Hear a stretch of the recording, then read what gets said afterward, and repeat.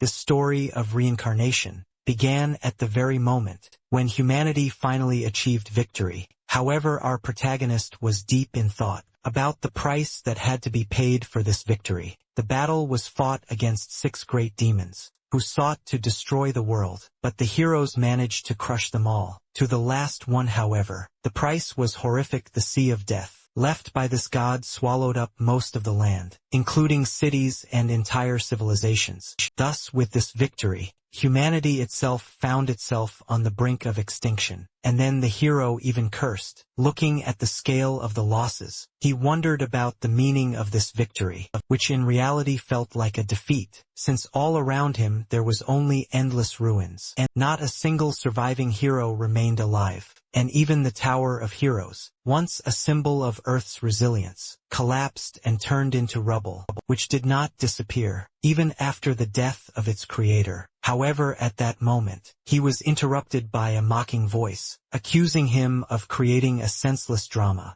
and he mockingly remarked that if anyone saw him now, they would think that this was his doing. Luisa Valente, known as Wild Dog, added that he was acting like a child, pretending to be injured and now acting tough. Amir Singh, nicknamed the Ice Dog, added that their leader was, in fact, just an opportunist, who wanted to take all the credit for himself. However, the last blacksmith, Chris, soon answered them, reminding them that, without the equipment he had created, they would not have lasted even a minute. His words irritated his 3 interlocutors, who looked at him with obvious displeasure, and then Chris ordered them to be quiet. These 3 were known as the 3 Dogs. They never took the side of either humanity or the side of demons. They acted solely on their own whim, pursuing personal interests. In other words, they were a group of selfish opportunists. However, it was they who managed to survive until the end, and their contribution to the final battle turned out to be the greatest. Wondering if the outcome would have changed if the 3 had offered their power earlier. After this, the young man asked them a direct question about whether any of them would survive this battle.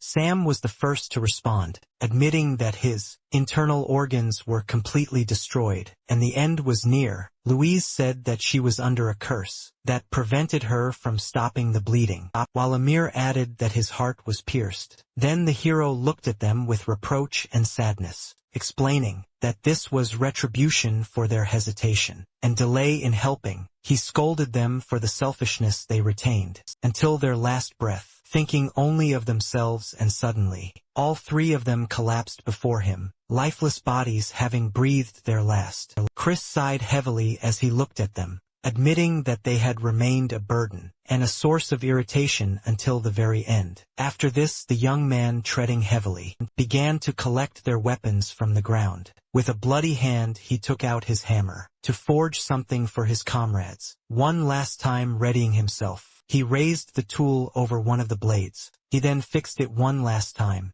and thrust it into the ground, asking them to take care of the weapon this time. Chris thought that at least it would be a worthy tombstone for the warriors. Meanwhile, he was left alone, in front of a giant wave approaching him. Now, he finally began to wonder if it was time for him to go. In his final moments, the protagonist decided that this would be the last time he would do something like that. Suddenly, he put his hand on his chest. Suddenly, sparks flashed between his fingers, after which a window appeared in front of him, informing him that the extraction of fate from Chris's target had begun. The energy condensed and formed a shining diamond crystal in his hand. After this, another message appeared, indicating that the connection with Chris's creator had reached a certain level. It was his unique ability, link extraction, an innate skill that allowed him as a link forger to extract special ores from targets. However, he knew that using this ability on himself would not yield anything valuable, only something worse than ordinary iron ore.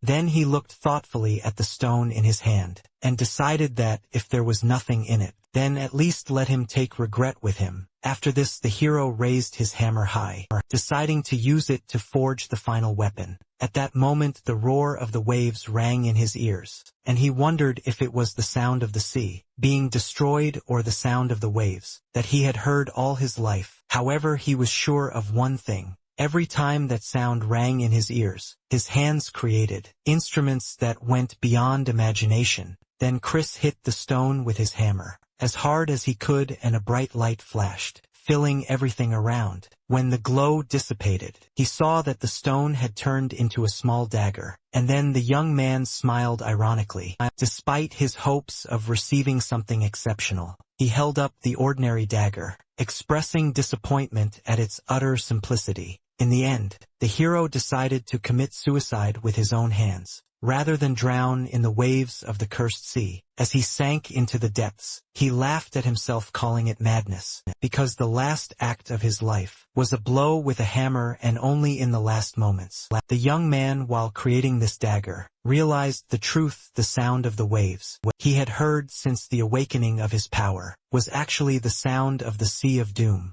A feeling of regret washed over him, and he wondered what would have happened if he had realized this earlier, or had managed to convince the three dogs to join them. If I had used my hammer to help others even a little, perhaps many things would have turned out differently. And suddenly a window appeared in front of him, informing him about the manifestation of the equipment image, and then the skill returned to the origins was activated. He suddenly found himself in a brightly lit place, and at that moment, a voice was heard calling out to Chris, and reminding him about the exam. So the mention of an exam struck him as a shock, and the protagonist quickly put the pieces together. If we were talking about events 31 years ago, then he was at the entrance exam to the Tower of Babylon. Chris suddenly remembered the system window, in which that dagger was displayed, and realized that this was the very embodiment of the image. Before death, Chris wondered if the return to the source was really due to the dagger, but soon received a warning from the observer. He threatened to expel the student if he didn't take the exam seriously, and Chris absent-mindedly confirmed that he understood. He then looked at the hammer in his hand, and muttered quietly, finally realizing the reality of his time travel. The young man then began to wonder if he could change everything, if he realized his abilities earlier, and started using the hammer. However, almost immediately, he pushed this thought away, and gripped the instrument tightly, realizing that there was something more important now. Chris clearly realized that only one thing mattered: the need to take advantage of the opportunity given to him. Then Chris made a promise to himself that, in this life, he would definitely enter the Tower of Babylon. At any cost. The meeting with the three dogs was supposed to be the starting point. On the way to the goal with these thoughts, the hero grabbed the hammer and began to work with such seriousness that he attracted the attention of the observer. He thought about the personality of this interesting student. His blacksmithing skills were astonishing. Although the blows seemed slow, they were rhythmic and precise, producing a clear sound as a result. The observer came to the conclusion that the level of blacksmithing skill of this young man was extremely high. Meanwhile, Chris's work amazed the other students, who began to guess what level of skill he had achieved. When the young man held the perfectly polished and flawless blade in his hands, the assistant could not believe his eyes. The young man decided that a truly outstanding student had come to the exam this year. At the same time, the observer himself was confident that if he submitted the work in this form, he would immediately pass the test. However, he was then surprised to see Chris raise his hammer high into the air, intending to shatter the newly forged blade. The next moment, the blade shattered into pieces, leaving the observer and his assistant in complete shock. The hero himself understood how far he was from perfection. Moreover, he believed that it would be unacceptable for a real blacksmith to imagine such work. At this moment, Assistant Han shouted loudly, declaring that destroying a weapon in front of the master was a mockery of the exam. However, Chris ignored him and addressed the observer directly, saying that he wanted to reforge the quest. From the very beginning, the assistant tried to intervene again, but the observer calmly interrupted him. He ordered him to bring the remaining materials for the student, which caused obvious surprise in Khan. Throwing a stern look at the assistant, the man asked whether he had broken the rules, or whether he should go get the materials himself. The angry assistant answered negatively, and hastened to carry out the order. Meanwhile, the observer turned the conversation to the young man, and reminded him that there were only 40 minutes left until the end of the exam. The hero confirmed that he knew about it. The observer then asked him if he still thought it was the right decision to split his work. At first the hero thought, looking at the fragments of the weapon he had created. However, Chris firmly replied that he could not deliver a product of that level. Hearing this, the observer smiled approvingly and advised him to do his best. However, the protagonist realized that achieving perfect blacksmithing skills with his current body would be extremely difficult. He lacked mana strength and even time, therefore he had to choose the optimal path. And suddenly one of the students heard a strange sound coming from Chris. He noticed him pouring mana into the kindling stone and exclaimed, warning him that the stone would explode when ignited. However, the hero did not pay any attention to the warning. Instead, he split the pieces of stone and threw them straight into the fire, causing panic among the disciples, who thought he had gone mad. The next moment a flame burst from his forge, shimmering with a multitude of colors. Chaos broke out in the workshop, and the students started shouting for a fire extinguisher. Assistant Han rushed towards the observer, but the latter calmly stopped him, noting that he should not give in to panic. He then ordered his assistant to watch the flame stream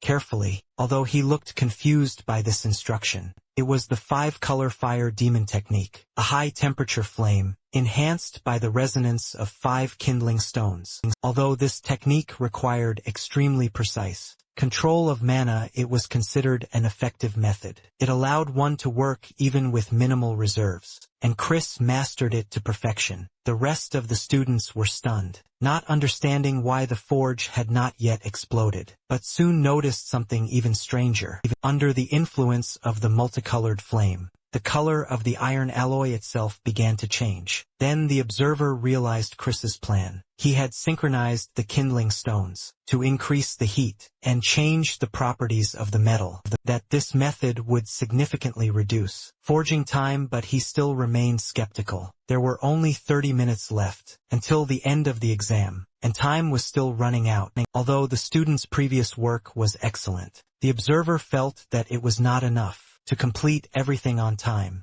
However, Chris continued to work with full concentration, ignoring the doubts of those around him. He struck the hot metal, forming a blade. He forged it right in the multicolored flame. Chris has been keeping a close eye on the process to make sure everything is done correctly, and so far everything has gone according to plan. Then he continued to strike the blade with the hammer. Suddenly the protective layer disappeared from his hand as his mana supply ran out. This disappointed Chris, making him feel weak in his own body. Then the main character decided that he would start training immediately after the end of the test. However, he did not allow himself to waste a second. He continued to strike with the hammer with all his might, pushing his body to the limit to finish the job. Meanwhile, time was flying by. At first there were 10 minutes left, then 3, and then only 1 minute. At the very last moment, the young man finished polishing the blade. Just as the end of the exam was announced, he was breathing heavily from fatigue,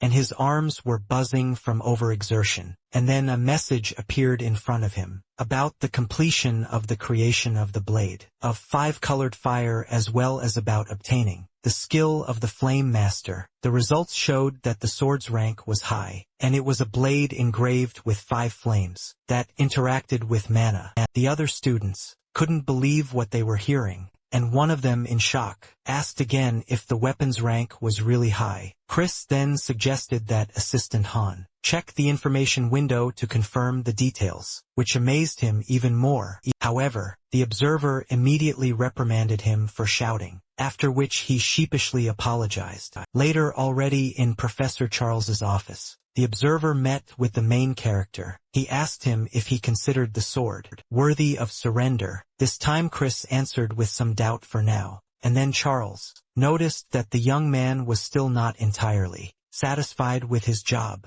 Then the man decided to talk to him frankly. He said that this place would not be able to fully reveal his talent, advising him to withdraw his application, that the Tower of Babylon had a great reputation, but the forging department had not achieved significant results for a long time. This was information that the hero already knew. Chris knew from the future that in 8 years, this department would close due to a decline in levels. In the future, the best educational institution for blacksmithing will be the Vulcan Academy. However, the young man interrupted the observer's thoughts, who was just about to mention Vulcan, and declared that he was mistaken. Then the hero said with complete confidence that it would not be Vulcan that would be the best, but Babylon, because it was he who would study there. He would first need to guarantee first place in the faculty, and asked if he was confident in his abilities. The protagonist answered affirmatively that of course he was confident, explaining that there was no one stronger than him among the students. After this,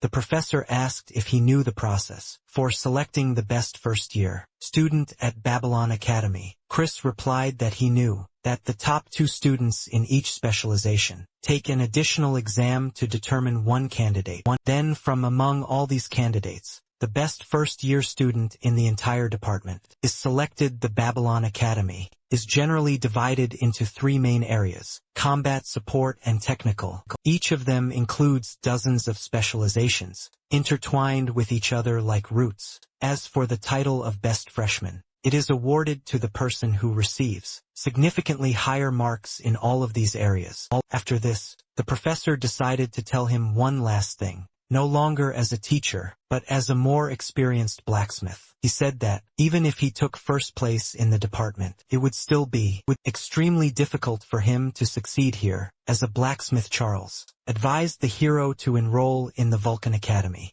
emphasizing that this was the best path for his future. Chris smiled slightly, realizing that the professor put the student's future above his own position, and recognized him as a worthy person. However, the hero replied that the environment did not matter. As he already said, the Babylon he will enter will soon become the best. The professor chuckled quietly, wondering to himself if he would be the best wherever he went. This statement went beyond ordinary confidence and bordered on pure self-assurance. After that, he extended his hand for a handshake. Charles said with a smile that he would be very happy to work side by side with him. Chris shook it enthusiastically, also noting that he was looking forward to cooperation. And at that moment a message appeared in front of him about the creation of a connection with Charles, and that the level of connection with the creator had reached level 1. The hero then immediately took advantage of the opportunity and used the connection extraction on Charles. A unique piece of metal, iron imbued with fire, appeared in his hand. It was a high-grade material, possessing the properties of wood, and capable of containing flame. Later, already in his room, the young man checked his characteristics, and reflected on what had happened. The piece of metal he received was not bad, but its size turned out to be extremely small. Then Chris thought about his ability to extract destiny. It was a skill that reflected his connection to the target, and allowed him to extract minerals that did not previously exist. However, the problem was that the connection level was too low to fully utilize this ability. Furthermore, his stats were still extremely weak compared to other Babylon freshmen. Chris sighed heavily, realizing that the situation was not going well, but he considered it the price to pay for returning to the past. Then the young man decided to take his time, realizing that expecting more now would be greedy. Besides, he still had enough time to destroy the scum of pandemonium, the creatures that threatened the entire planet. Even the 6 great demon gods, who brought humanity to the brink of extinction, were part of their plan. Ultimately, Chris came to the conclusion that in order to stop them, he must not hesitate and must use any means necessary. At the same time, he realized that he could not risk his memories of key future events which could fade over time. Although his goal was already clear, Chris knew that the first step of the plan, entering Babylon Academy, was already complete. Chris's connection level reached level 1, and he had a new skill, Fate's Imprint. A week later, Creech was already at Babylon Academy. The young man wondered if he was lost again, but soon he finally found the right place. Smelting shop number 3. However, as soon as he opened the door to greet those present, someone abruptly interrupted him, addressing him by his full name. As Chris entered, he noticed that his exam opponent was already there. The fair-haired man looked at him with obvious displeasure. and noted that he looked too relaxed. Turned out to be Michael Barmett, the vice dean of Borsippa, who scolded him, wondering if he couldn't see that everyone was already waiting for him. However, Professor Charles calmly reminded him that there were still 10 minutes left before the start of the additional exam. However, the deputy dean sharply objected, stating that the issue was not about time, but about behavior. Then Chris realized that the forging department was not just experiencing difficulties, but that the professor himself was in conflict with senior management. Only now did the young man realize the true reason why he had advised him to choose another academy. After this, Chris tried to greet another person. The blond man sitting next to him looked at him attentively, but not at all kindly. When Chris tried to speak to him, his words were suddenly cut off as he silently turned his face away. This caused confusion in the hero, since no one had treated him like that for a long time.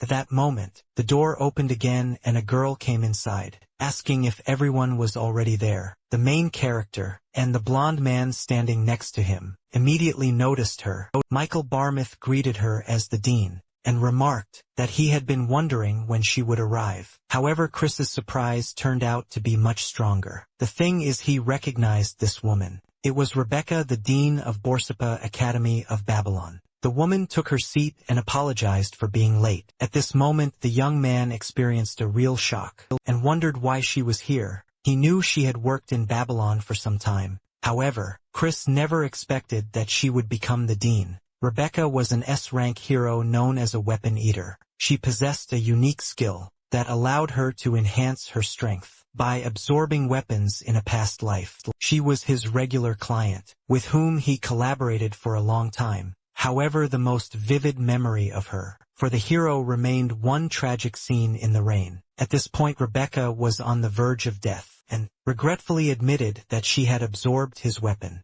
This painful memory was still imprinted in his mind. Chris was so deeply immersed in it that he didn't even notice what was happening. However, Professor Charles's voice brought him back to reality. When he called out his name, Chris responded in confusion. The professor then announced that he would now begin to explain the details of the exam, asking everyone to listen carefully. Charles first clarified that the total test time was 90 minutes. During this time, the participants had to create a weapon that could be used in conjunction with the sword from the previous exam. However, the professor then added a condition. The equipment must be forged exclusively using alchemical forging. He then pointed to a pile of different ores. The man said that participants have complete freedom in choosing materials. He explained that the weapons would be assessed by Dean Rebecca and Vice Dean Barmouth, and urged them to make every effort. After this, he announced with a gesture the beginning of the exam.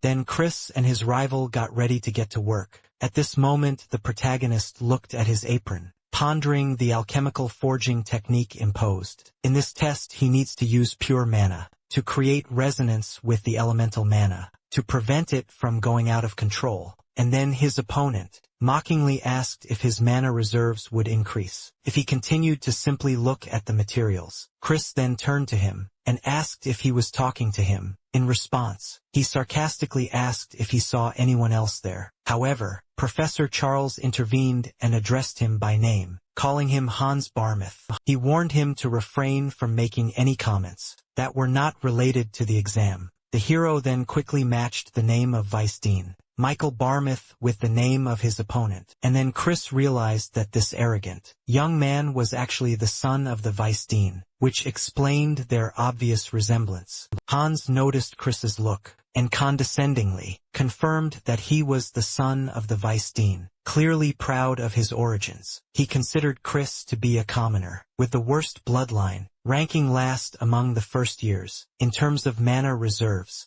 At the same time, he himself belonged to the prestigious Bar-Mood family, famous in the field of alchemical forging. Hans was confident that his mana reserves were comparable to the best second-year students. After this, Hans confidently raised the blue crystal and declared that the result of the exam had already been decided in his favor. Meanwhile, Rebecca observed the materials and noted that they were gemstones with high mana content and the water attribute. Charles then explained that water mana was sensitive to fire, making it extremely difficult to forge. However, Michael smiled confidently, noting that such difficulties were a thing of the past. In response, the professor added that the processing time varies, depending on the master and the ore, and in this situation it is about 30 minutes. The deputy dean smugly declared that Hans could process any ore in just 30 minutes. After this, his son began to channel mana to the blue stones, causing them to float within glowing magical circles.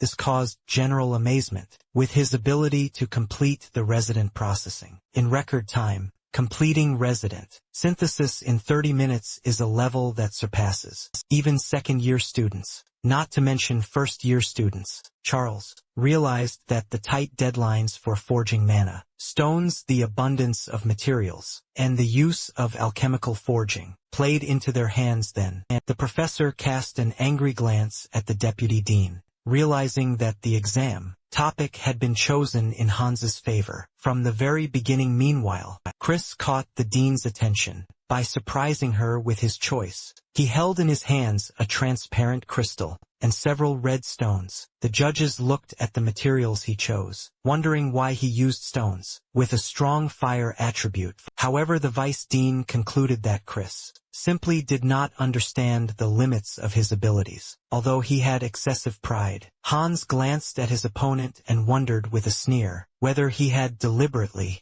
chosen materials that were the opposite of his own. He called Chris a fool, being sure that such a weak reserve of mana would not allow him to control such unstable firestones. Then Hans smiled smugly, expecting to win this test even more easily than he had imagined. However, he was suddenly hit by his opponent's skill, and windows appeared around Chris, informing him that the skill Seal of Fate had been activated. The system revealed that his fire affinity had been activated, allowing him to directly place and use affinity stones on his body. Then, a message appeared on the screen about equipping the fire iron to Chris's right hand. His palm instantly burst into a thick flame, the fire thickening around his hand, causing Hans to be shocked. He was seething with anger, considering what was happening to be cheap and useless tricks. Ignoring his opponent's gaze, the protagonist began to direct fire around his hand. He then picked up the chosen materials,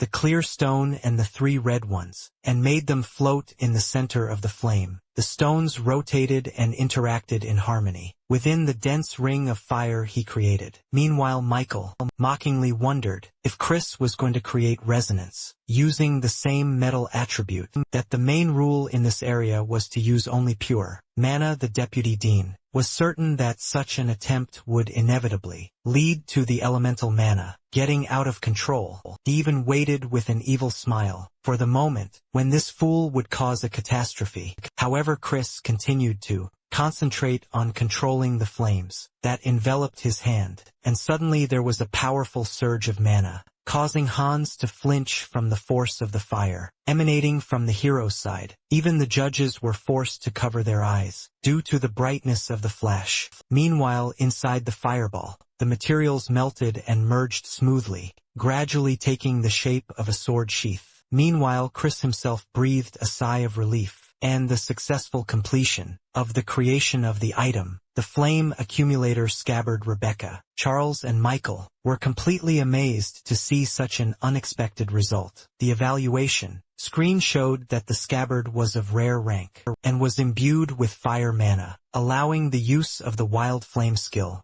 Hans, shocked to the core, shuddered, not believing that his opponent could complete the fusion process so quickly, convincing himself that the elemental mana must be going out of control. While he was doubting himself and trying to figure out if he had made a mistake in his calculations, he decided to complete the fusion of his stone. However, suddenly the stone began to crack in his hands, warning of an impending disaster. But the crack only widened, releasing powerful energy. The next moment, the stone exploded with destructive force. A deafening roar echoed throughout the examination hall. At this moment, silence reigned in the examination hall of the forging department. After the incident that had occurred, shards of shattered blue stones were scattered across the floor. Hans stood with his head down and defeat was written on his face. Then Professor Charles finally broke the silence. After completing the assessment, one of the participants would be recommended as a candidate for admission to an undergraduate program. He then looked at the fallen youth and expressed regret at his defeat. He clarified that Hans was being withdrawn from the exam because he had failed to complete the task. Charles added that it was very bad. It was an absolute defeat. However, Michael suggested canceling the exam and rerunning it, citing the fact that the student had been injured. During the assessment, however, Charles refused to cancel the exam that had already been held, since what had happened was a direct result of Hans's carelessness. In response, the deputy dean gave him a cold look and accused him of putting exam results above student safety. His words caused the professor's obvious displeasure. The deputy dean rose abruptly from his seat and walked towards Chris. He stated that the fastest resonance speed officially recorded at the academy was a full 5 minutes. Michael wondered how a student who had just entered the academy had achieved resonance the very moment he activated mana.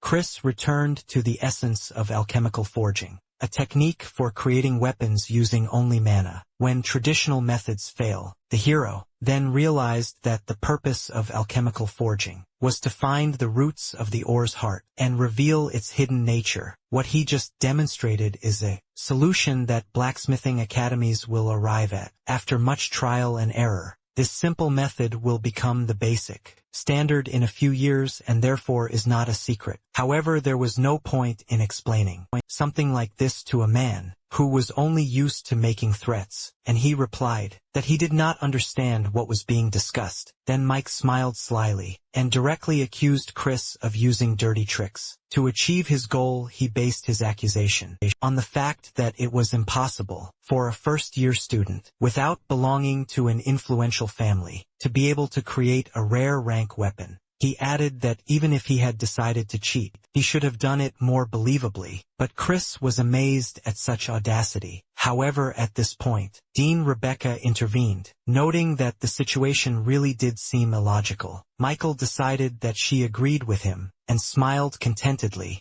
suggesting that Chris be expelled immediately and a re-examination scheduled. However, his smile quickly disappeared and was replaced by bewilderment when the girl ignored his words and walked past. Instead, she headed towards the table where the scabbard Chris had crafted lay. Rebecca picked up the item and began to examine it carefully, a look of shock gradually appearing on her face. She muttered quietly that she could hardly believe what she saw. Then, quite unexpectedly, she turned to Chris. Rebecca, her eyes shining, insistently asked to be allowed to taste the weapon, or at least lick it once. The dean's reaction shocked both the deputy dean and the professor, and a strange silence fell over the room. Later that day, Chris walked through the busy streets of the city. Along the way, the protagonist went over the details of the scabbard he had created in his head. Objectively assessing his work, he concluded that the overall finish of the piece was good, but the fine-tuning still left much to be desired. Still, Chris couldn't help but smile as he remembered how the vice dean had literally trembled with rage. Passers-by even noticed his restrained laughter. Considering his behavior strange, Chris suddenly stopped as an unexpected thought flashed through his mind. He realized that the name Barmut seemed familiar to him. Then the hero closed his eyes, trying to concentrate and activate his memory to remember where he had already heard this name. Soon his memories brought him back to a conversation with Louise, that during her studies at the Babylon Academy, she acquired a weapon. She got it at a good price, after working hard for an arrogant man. But the weapon suddenly exploded. The explosion caused severe mana burns, leaving her in a terrible state. Putting all the pieces together, Chris concluded that the blacksmith who had caused Louise this injury had the surname Barmouth, and then he wondered if this man was Hans Barmouth. Then Chris remembered his goal, to establish contact with the so-called three dogs as quickly as possible and guide them on a more correct path.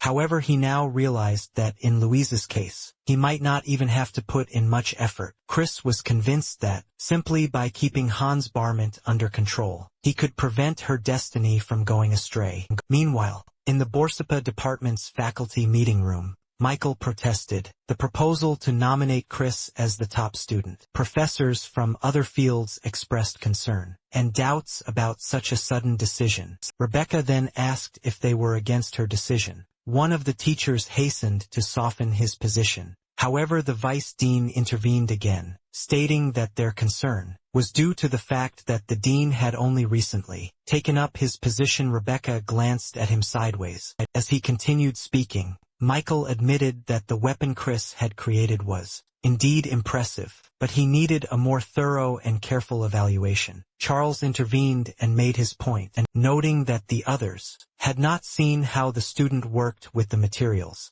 and the level of compatibility with the 5-color system deserve special attention. Then the dean interrupted them, explaining that the weapon might not have even reached 60 of the level Chris was aiming for. However, it is precisely this shortcoming that makes the result so promising and serves as proof of its enormous potential. Rebecca stated that if they continued to reject her decision, even after seeing Chris's presentation, she would resign as dean. The announcement, which sounded like a clap of thunder, caused amazement among everyone present in the meeting hall. 54 years ago, the heavens granted humanity the Tower of Heroes to guide its evolution, but in response, the underworld unleashed pandemonium. This swamp, distorting all forms of life, opened up new opportunities for people, but doomed them to great disaster. Babylon was born, the greatest academy that raised many heroes, called to protect humanity. The reigning emperor Ludwig Schubert claimed that each of the students would become the very hero who would carry the banner of peace. The ruler then called on them to move forward.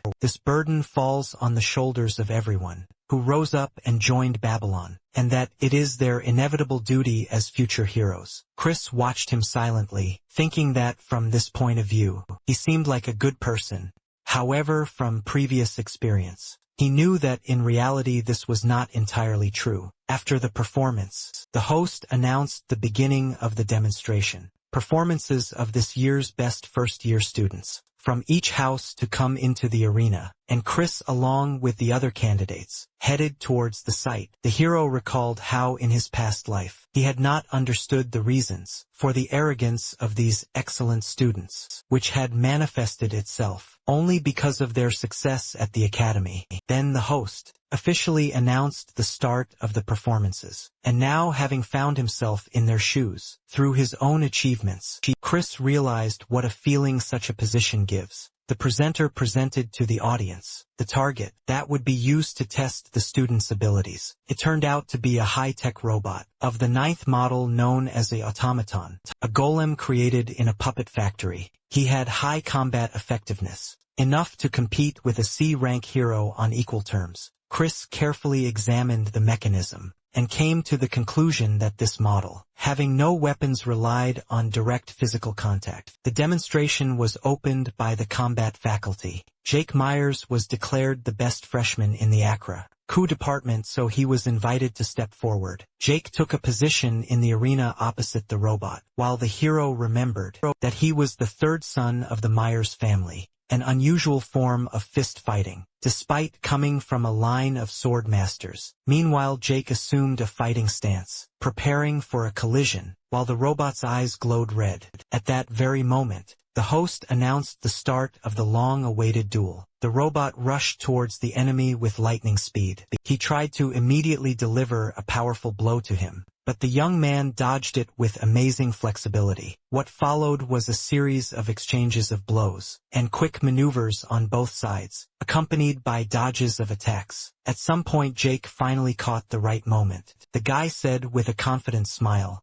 that it was now his turn to attack. He rushed forward, concentrating all his strength into one blow. His fist, filled with energy, crashed down on his opponent. Jake collided with the robot's sturdy structure, with tremendous force sending it flying backwards, created a powerful shockwave throughout the arena, causing debris to fly in all directions. Chris looked at what was happening in amazement, remembering that, in his past life, this young man had died at the age of about 20 years old. Jake continued his series of crushing blows, and the hero realized that such talent appeared in Babylon only once a decade. He pondered the reason why someone with such outstanding abilities, had not been able to surpass rank A in his previous life soon. Jake landed lightly and gracefully, signaling that the fight was over. Pieces of the destroyed robot rolled across the arena, as it was completely destroyed. When the robot's head fell to the floor, everyone realized that the fight had ended.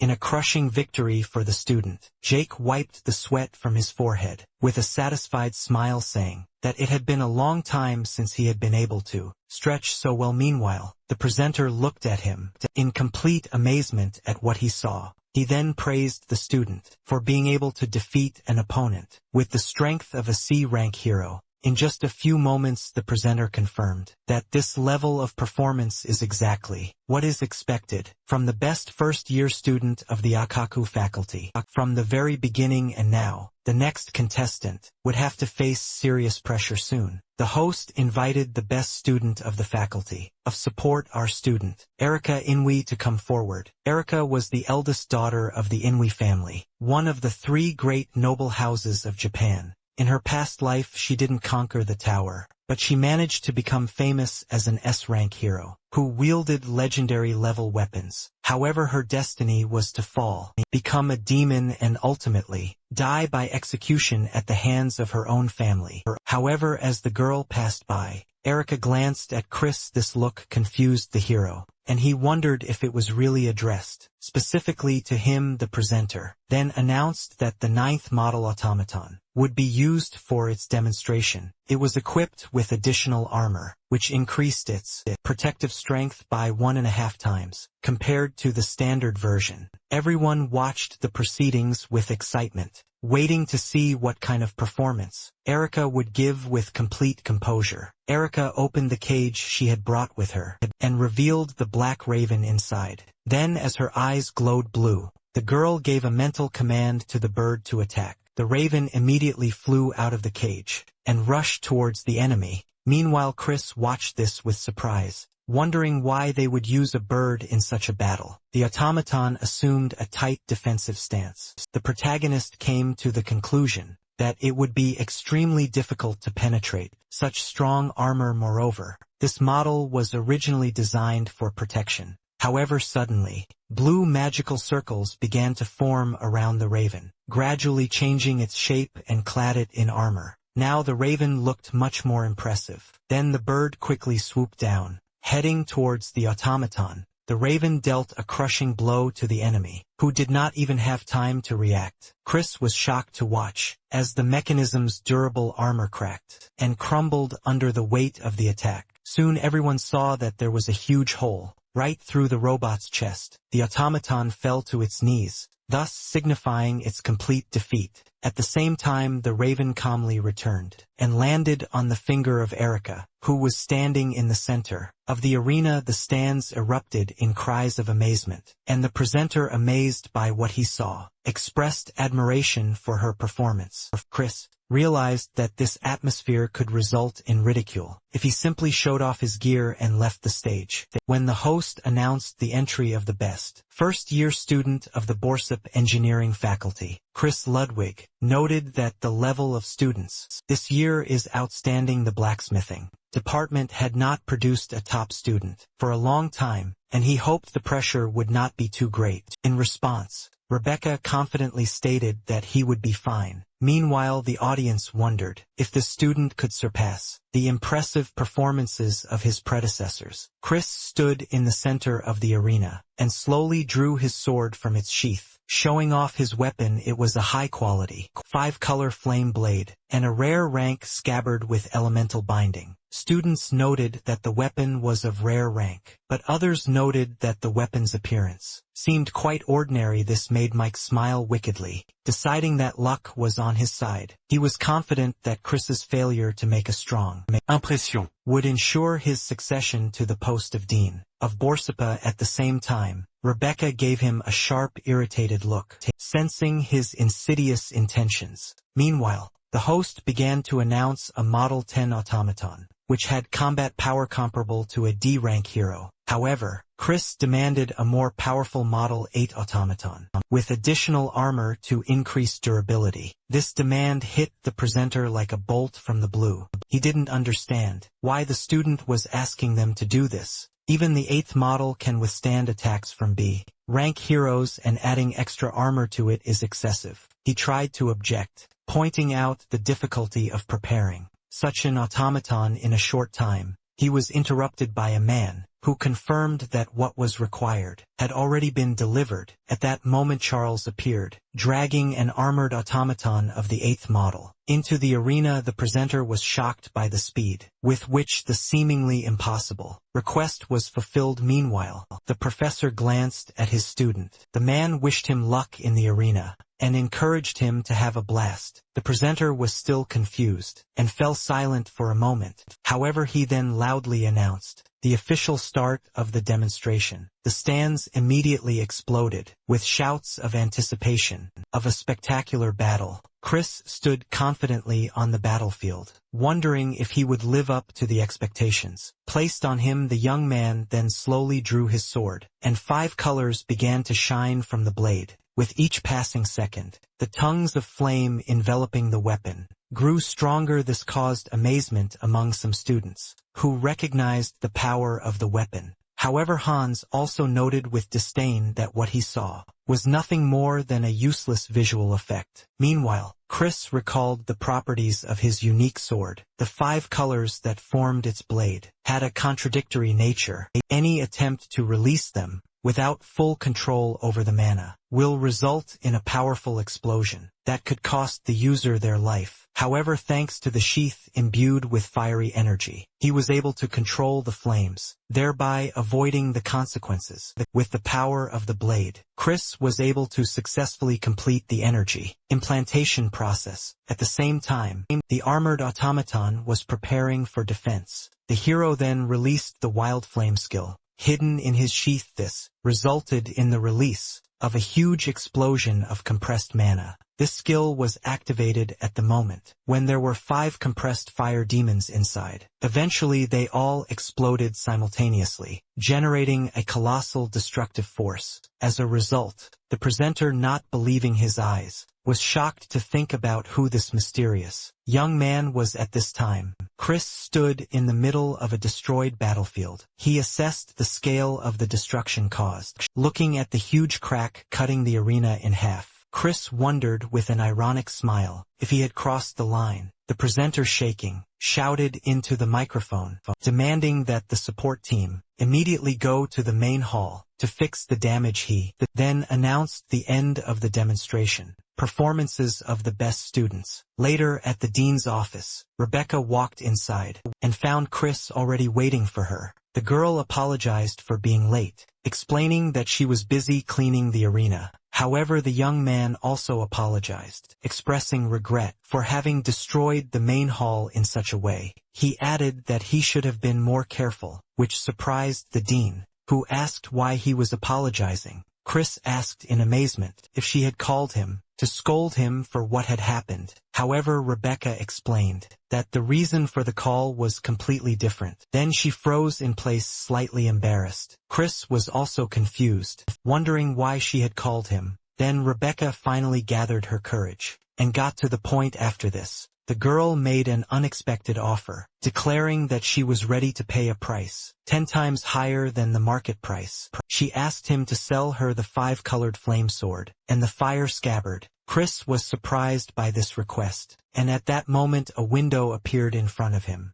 informing him that an intimacy bond had been formed with Rebecca. At the same time, a new notification appeared, confirming that the connection level between her and Chris had reached level 1. Chris realized that the connection had already been formed, unlike in his past life, when it required giving her a lot of weapons. Then the hero thanked the dean for this opportunity. Then he decided to immediately take advantage of it by using the fate extraction skill. A dense blue energy appeared around him, with which he extracted a special, high-level connection from Rebecca. The energy condensed in his hand, forming a unique piece of metal. It was an advanced level material, capable of absorbing iron. Meanwhile, the dean repeated her question about selling weapons, but Chris responded with a categorical refusal. This made her displeased, and she reminded him that he had already completed his task. Their conversation was interrupted by a knock on the door. Charles informed the dean that the president had ordered the award ceremony to begin immediately. The man then asked permission to take student Chris with him.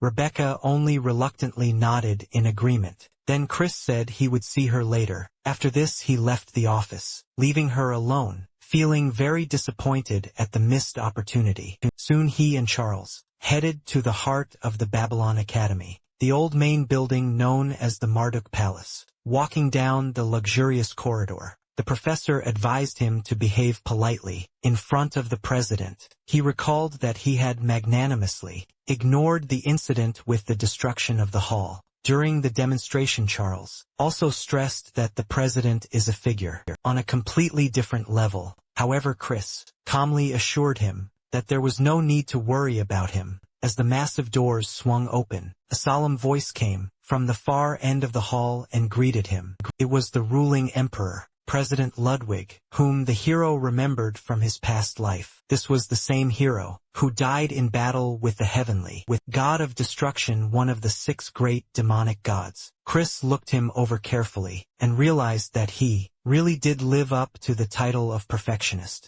Ludwig noted that the weapon he demonstrated was interesting. However, he couldn't say that he didn't regret it at all, but he had high hopes for Chris. Although Chris was prepared for criticism, he still felt offended, and even felt the urge to throw his creation into the nearest oven. As a reward for his talent and efforts, the president announced that he would give him 2 prizes. Chris considered the offer for a while. He then asked for rewards that could increase his magical power and improve his memory, which attracted the president's interest, and with a slight movement of his hand, summoned 2 unique artifacts. A box appeared in front of the hero, and these items were inside. The second was a heroic rank dream tusk. Chris was amazed by what he saw. While the inkstone was rare, the dream tusk was almost impossible to find. A smile appeared on the hero's face. He realized that despite the difficulty of using them, he already had an idea how to turn them to his advantage. Then Ludwig asked him if he liked these awards. Chris replied that they were perfect. After the hero left the hall, a mysterious entity that was next to the president addressed him. She wondered about the reason why this young man was given 2 rewards at once.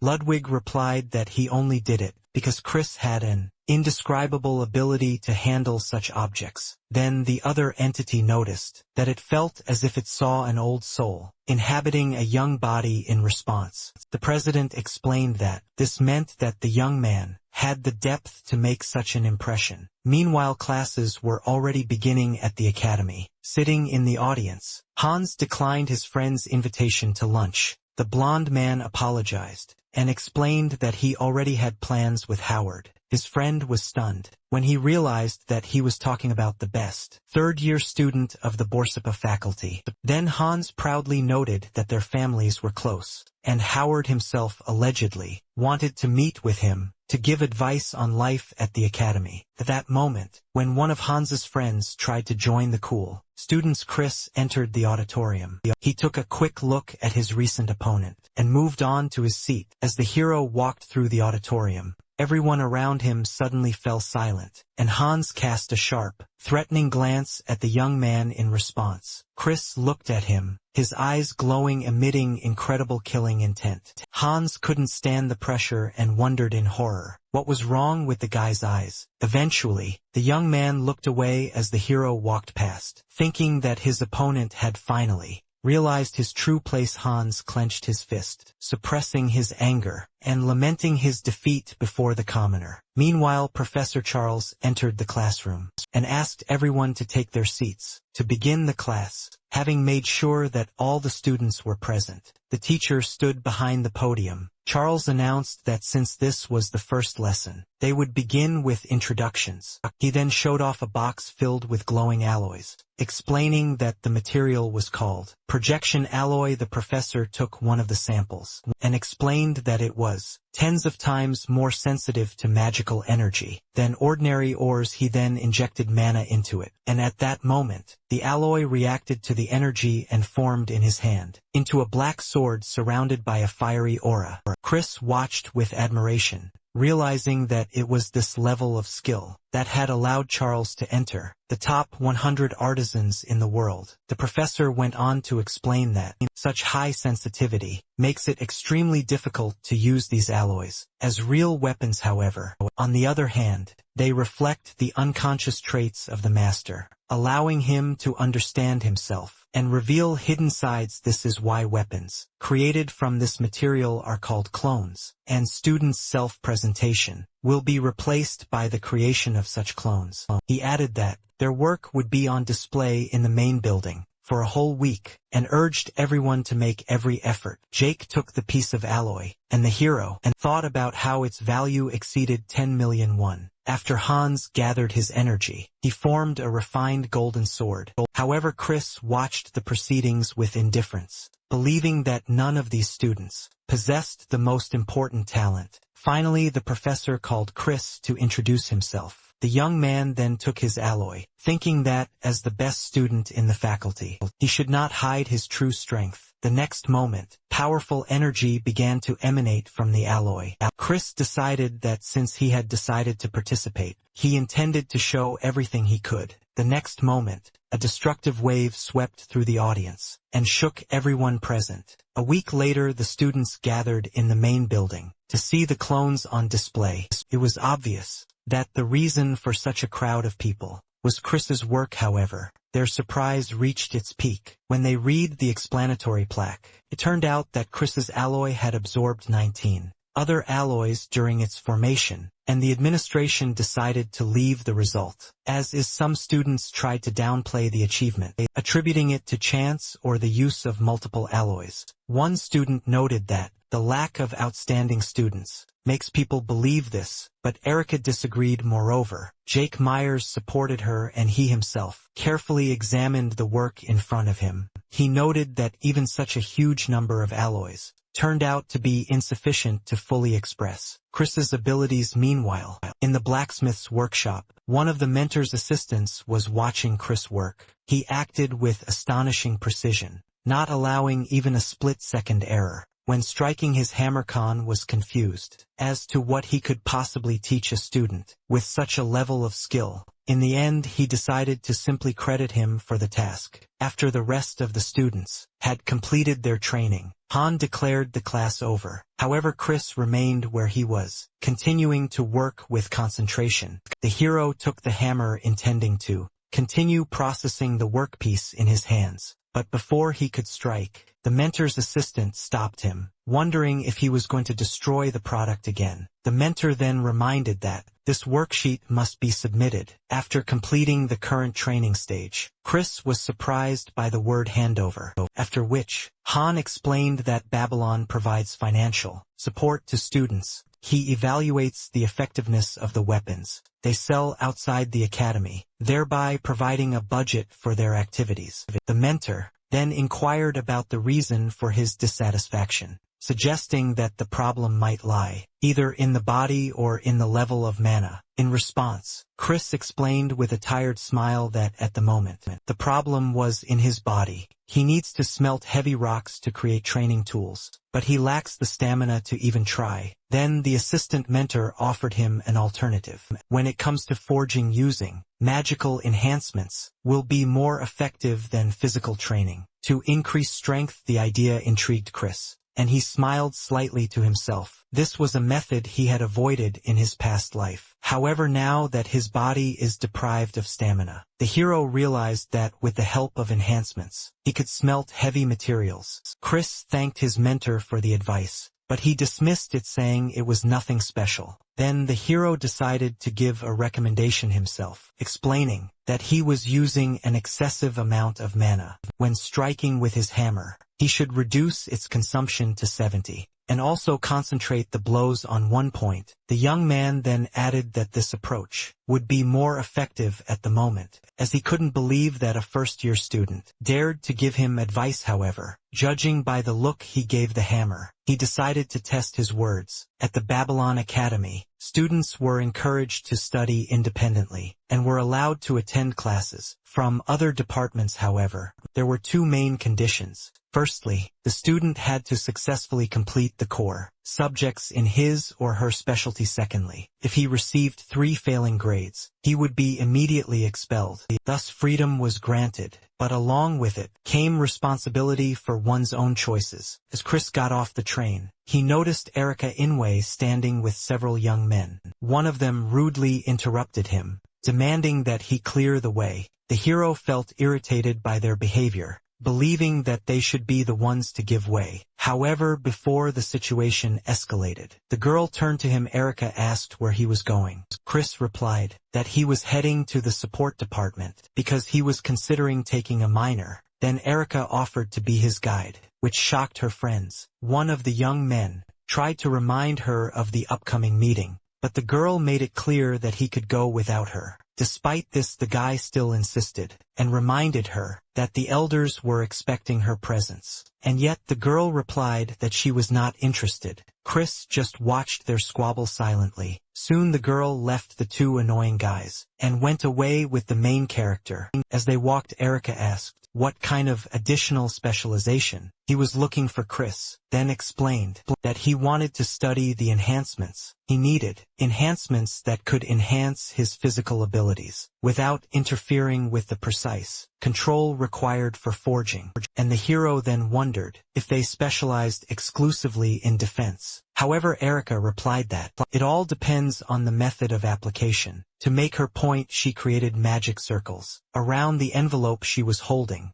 Chris noticed that the strength of the envelope itself did not change, but the effect was different. The object retained its original properties, but became solid only when exposed to significant force. Then the hero came to the conclusion that such a technique was ideal for the forging process. Erika explained that to achieve this level of complex application, he would need the help of a teacher. The girl added that the barrier's teacher was married to one of her relatives, after which she offered to introduce him to him. However, the next moment, Chris suddenly realized something important. With a quick movement, he destroyed the magical chains holding the envelope, and Erika was shocked to the depths of her soul. She wondered to herself how he had managed to understand her family's barrier technique and destroy it in such a short time. Chris just smiled, acknowledging that barrier techniques were indeed worth considering, and thanked the girl for her advice. He then announced that he was going to enroll in classes, and invited her to go and eat with the young men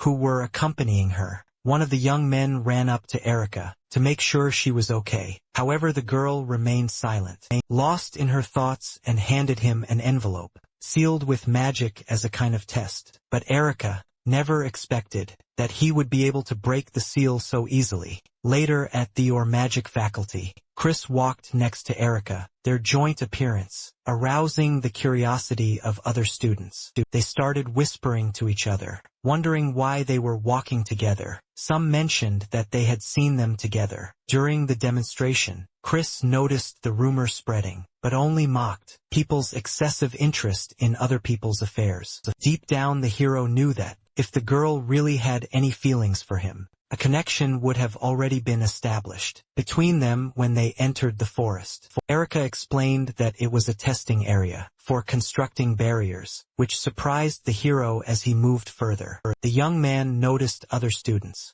who were desperately searching for something. Chris then wondered if this test was some kind of treasure hunt. Nevertheless, he continued to walk with the girl, considering everything that was happening to be a waste of time. Suddenly, the hero stopped feeling the barrier, and kicking the ground destroyed the illusion, revealing the forest and two assistants waiting for them. One of the assistants announced in surprise that he had passed the test, which left Chris confused. In the office of Professor Robert Perry, of the Department of Barriers, Erica's interest in the best student of the Borsapa faculty was discussed. His assistant noted that he had previously been surprised why she had enrolled in the introductory course, but now everything became clear. As it turns out, Erica and Chris were spotted walking around campus together. The professor expressed dissatisfaction with the fact that because of her, the number of applications had doubled. Although this did not make him happy at all, the fact is that, at the special request of the young master of the Inoue family, an additional element was added to the test. It was a labyrinth of illusory spirits. This labyrinth was a basic barrier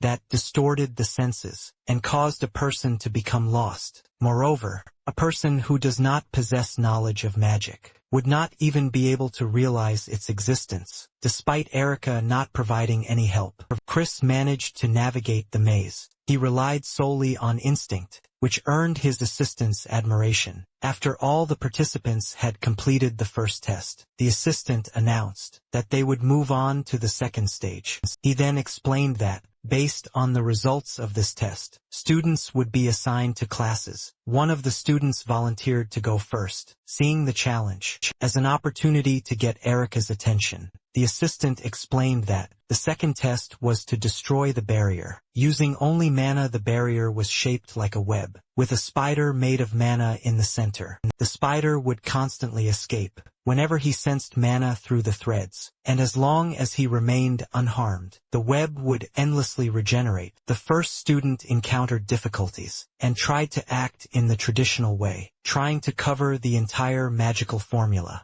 However, the young man soon discovered that he lacked mana, so he decided to use speed to push the barrier. The student eventually managed to destroy it in 2 minutes and 23 seconds, but he did not focus on understanding the structure. More deeply, the assistant noted that his performance could not be called bad, and the young man thanked him, although he himself felt ashamed in front of Eric. At the same time, many other students failed the test, would begin their education in elementary school. Finally, he called Erica Inoue. The girl stepped forward and began the test with amazing calm and confidence. In an instant, she completely dismantled the barrier. This caused shock among everyone present, who could not believe her supernatural speed. At that moment, everyone clearly realized what it meant to be the best student in the faculty. Erica completed the test in 22 seconds, and although the mentor praised her result, he noted that the standard method of destruction would have allowed her to shave off another 2 seconds. Finally, it was Chris's turn, and the mentor looked at him carefully, assessing the young man to himself. He came to the conclusion that there was nothing special or outstanding about him. Chris knelt down in front of the magical web, determined to understand its nature, and began to study it carefully. This left students and mentors puzzled, wondering what he was doing, and whether he realized the test had already begun. Chris, however, peered intently into the details of the barrier, and came to the conclusion that it had properties similar to heavy rock, or has the ability to self-heal and return to its original state if there is not enough stimulation. Chris continued to sit motionless in front of the web, which further surprised the mentor, who was perplexed as to what he was doing. He was about to intervene to get his attention, but Erica stopped him. She said that the hero should be left alone and allowed to continue at this point. Chris came up with the idea that, if the barrier was like a heavy stone, it could hold the stimuli accumulated in it. Then he ran his hand, shrouded in red mana, along the threads of the web,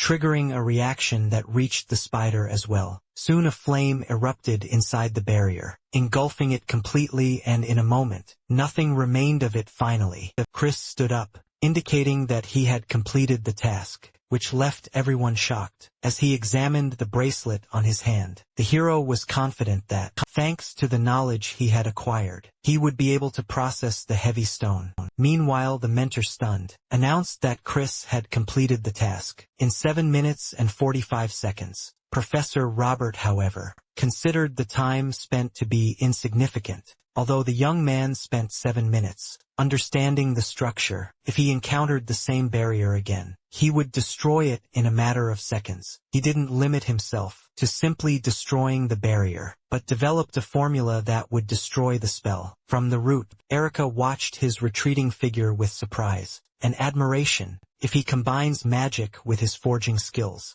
it's scary to imagine what legendary tools he could create later. The Academy's entire inbox was filled with messages about an application for student Chris to conduct the forging process. Only Michael did not submit an application, meaning that the rumors of tension due to his son's fall to second place were true. While the employee was preparing to choose one of the candidates, he suddenly froze in shock when he saw another letter. He read a sudden message that the dean of the faculty herself was taking charge of the forging process of student Chris. Meanwhile, in the blacksmith shop, Chris stood, holding a heavy stone and the necessary materials. When he heard his name being called, Rebecca stood in front of him. The woman said that as the dean, she decided to test his skills herself. Chris smiled and turned to his stove, deciding that since things had come this far, he should show the best of his abilities. This was the first stage of forging. The dark heavy stone began. The ink stone has many ways to work with it. However, the hero chose the most difficult method, the so-called dark curtain method. This method was based on placing a dark, heavy stone in a completely light free space. The stone began to flow into the liquid like water. The task was to separate out the impurities, using only mana during this complex process. The size of the stone was significantly reduced, but its purity was doubled. Chris realized that in theory it all looked simple, but in practice it was like completely rebuilding the material from scratch. The size has been reduced to a quarter, and further reduction will lead to insufficient effectiveness of future weapons. Chris then moved on to the second stage, gathering the energy and concentrating it in his hand. He released a glowing red flame and directed it forward. He then began to pass mana through it, selecting suitable sparks for the forging process. Gradually the fire changed color to bright green. This flame had the property of maintaining the temperature at which it was created. In the third and final stage, the hero enveloped his hammer in these green lights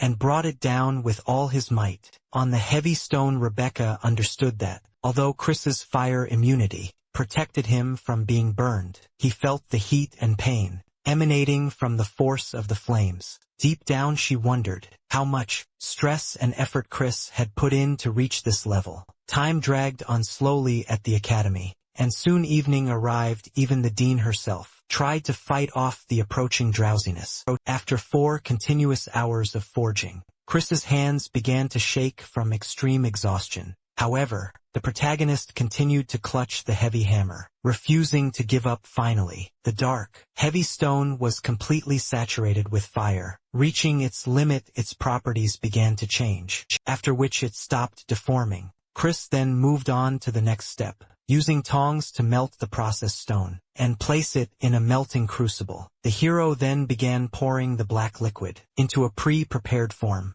which surprised Rebecca. At that moment Chris smiled confidently and said that the 4th stage was beginning. Rebecca realized that he was using the barrier breaking formula to slow down the transformation of the heavy stone. The next moment, the mold collapsed and a message appeared, announcing the completion of the ink spider bracelet. At the same time Chris was breathing heavily, as this work had completely exhausted his strength. Chris looked at the bracelet, which was of a rare rank of medium quality, and had the ability to absorb the owner's mana. Now he finally realized that the process had been successful. Then the hero approached Rebecca, and at that moment, her stomach growled loudly. This caused her great embarrassment. At that moment the hero sighed wearily. Rebecca wondered if what had happened was a manifestation of the resonance phenomenon, to which Chris replied that it indeed was, that the bracelet isn't very powerful at this point, but with some careful planning, Chris can use it to get the full range of effects. He then took out a bowl containing the remains of the processed dark stone,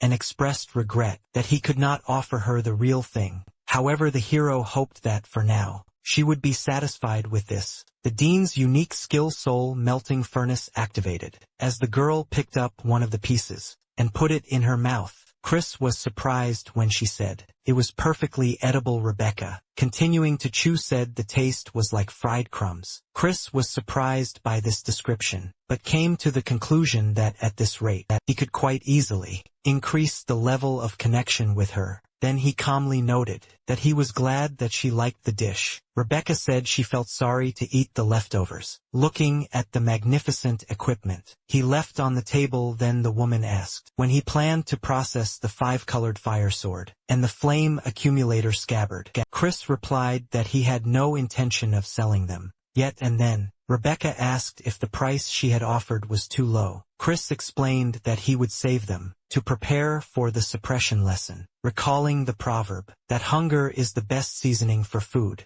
He promised that if he succeeded in creating worthy equipment, he would let her know, to which the dean said that she would wait for that day. Rebecca then asked if he had completed all the forging work for the day, and Chris confirmed that he had. Then she suggested leaving the premises, noting that the staff would take care of cleaning, which was a real relief for the hero. Chris tried to get up, but his strength failed him, and he began to fall backwards. Rebecca reacted quickly and managed to catch him before he hit the ground. She asked worriedly if he was okay. In response, Chris smiled weakly and admitted that he had made a slight mistake in the distribution of stamina. Then Rebecca offered to walk him to his dorm, and suddenly asked if he was afraid of heights. Chris said with a smile that he didn't feel that fear. The next moment, Rebecca surprised him by picking him up in her arms and lifting him into the air. With the power of fire, she rose rapidly above the academy buildings. As they flew forward, Chris watched in amazement. He thought about the enormous power she had been able to extract just by absorbing the remains of the stone casting. Chris admitted that much had already changed compared to his past life before returning in time. Meanwhile, Erica stood alone in front of the main building, wondering why Chris was late. The fact is that she intended to convey to him a special invitation, but her long wait did not go unnoticed. Her photo quickly circulated on the academy's bulletin board, accompanied by taunts about the reason for such a long wait. Chris decided that if it was really important, she would come again and wait for him. Meanwhile, the door to the auditorium opened. Teacher Ricardo Miles walked inside, introduced himself to the students, and announced the start of a lesson on understanding instruments. He immediately told everyone to head to the training center, and the last one to arrive would be forced to run 20 laps around the stadium. Immediately after this, the students rushed to the exit, desperately trying to avoid severe punishment. Chris joined the run along with the others, puzzled as the lesson was expected to be theoretical. However, he still continued to run following the crowd. The young man arrived at the wide arena late. As a result, he was given a punishment of 20 laps. He ran breathing heavily and trying to overcome the growing fatigue. At this point, the students were discussing how weak his body was and wondering how he had even passed the intermediate forging. Ricardo then gathered the students in front of him, explaining that this lesson was originally supposed to be theoretical. It was supposed to be devoted to studying the structure of weapons, but the program was changed for an emergency reason. The reason was the attacks on blacksmiths, who created heroic rank fire swords, which were called the Hunt for Blades of Flame. No matter how strong a blacksmith's armor, his body remains the last line of defense. Based on this, Ricardo announced that the new goal of the class was to give students real self-defense skills. After this, the mentor moved on to the practical part. Chris, however, realized the need to be extremely careful to compensate for his severe lack of stamina,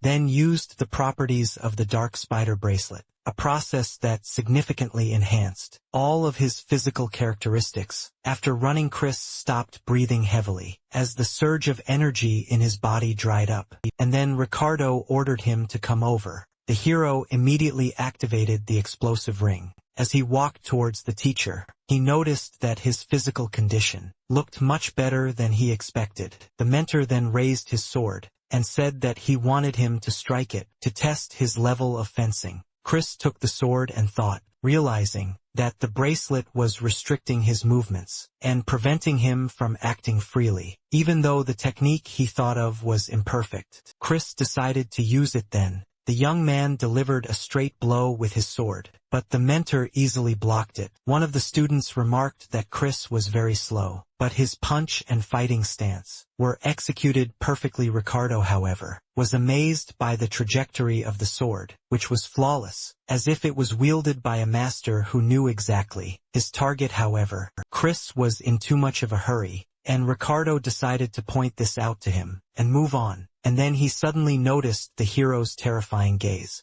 At this moment the mentor's gaze widened. In his head, he imagined an attack that he could neither block nor avoid. He literally felt the sword piercing him, and these thoughts made him freeze in horror. Ricardo was shocked, wondering how a technical student could instill such fear in him. He was so scared that he began to hallucinate, and even imagine the inevitable blow. This prompted him to inquire as to who had taught Chris this style of fencing. Chris then reflected on how he had mastered this skill, which he said took him only 10 minutes of training. He acquired this skill in the past, while paying off a debt to an old man. He didn't have the money to pay for the instrument, so he offered to teach him one technique instead. However, Chris gave his mentor an evasive answer, saying that he had supposedly learned this by watching fights, which left him puzzled despite such a vague answer. The mentor suggested that he take up fencing more seriously. Ricardo decided to write him a letter of recommendation for a lecture at the Ackerman faculty, which specialized in body control. Later that day Chris headed there, and upon arrival Chris witnessed a chaotic scene.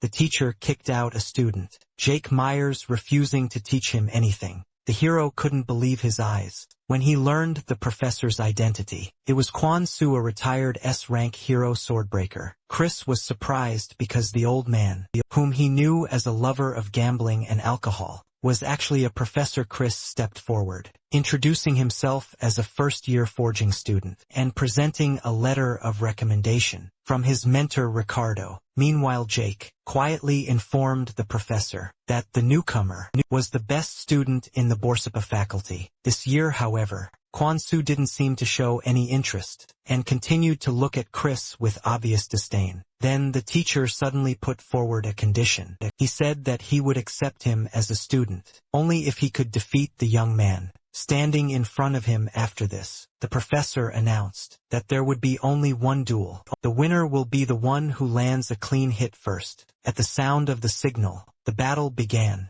Chris immediately assumed a defensive stance. Chuanshu understood that. She increased her flexibility by abandoning brute physical force. His opponent quickly realized that the best response to such a stance was a direct approach, and so he immediately rushed forward. Kwon Soo noted with irritation that Chris's opponent had begun to apply psychological pressure even before the actual clash. Meanwhile, Jake was already approaching Chris at full speed. The young man tried to grab the hero to prevent him from striking. At that moment, Chris felt a tremendous power emanating from him. Jake was able to easily knock him onto his back, and was already preparing to deliver a clean blow. However, he was surprised when Chris suddenly used the explosive ring skill. Energy immediately began to accumulate in the bracelet on his arm. He ended up knocking them both to the ground with crushing force. Thus, the fight ended with Chris's victory.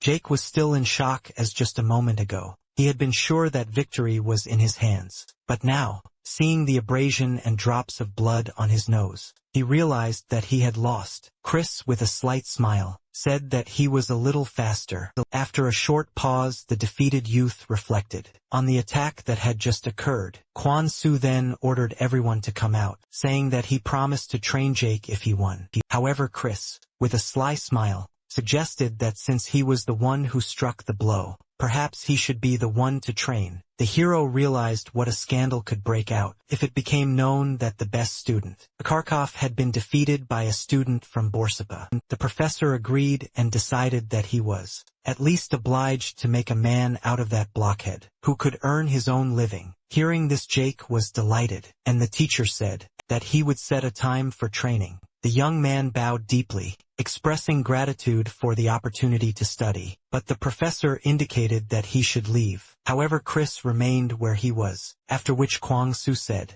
that he wanted to discuss something special with him. The professor asked Chris to demonstrate the sword technique he supposedly used against Ricardo, and the hero immediately agreed. Chris assumed an attack stance. Then he suddenly rushed forward, delivering a quick blow. However, the professor blocked it without any difficulty, and noted that this technique relied entirely on the element of surprise. He then said that the idea itself was not bad, but the execution was extremely weak. Kwon-soo grabbed the sword, and wondered what the point of a technique that becomes a burden to the user after the first use was, saying that if he had taught this to anyone else, he would not hesitate to break his limbs. However, the professor promised that he would form a body for him suitable for using this technique. Chris then took the opportunity to ask if his registration for the course had been confirmed, and the professor said it had. After a short pause, the hero bowed respectfully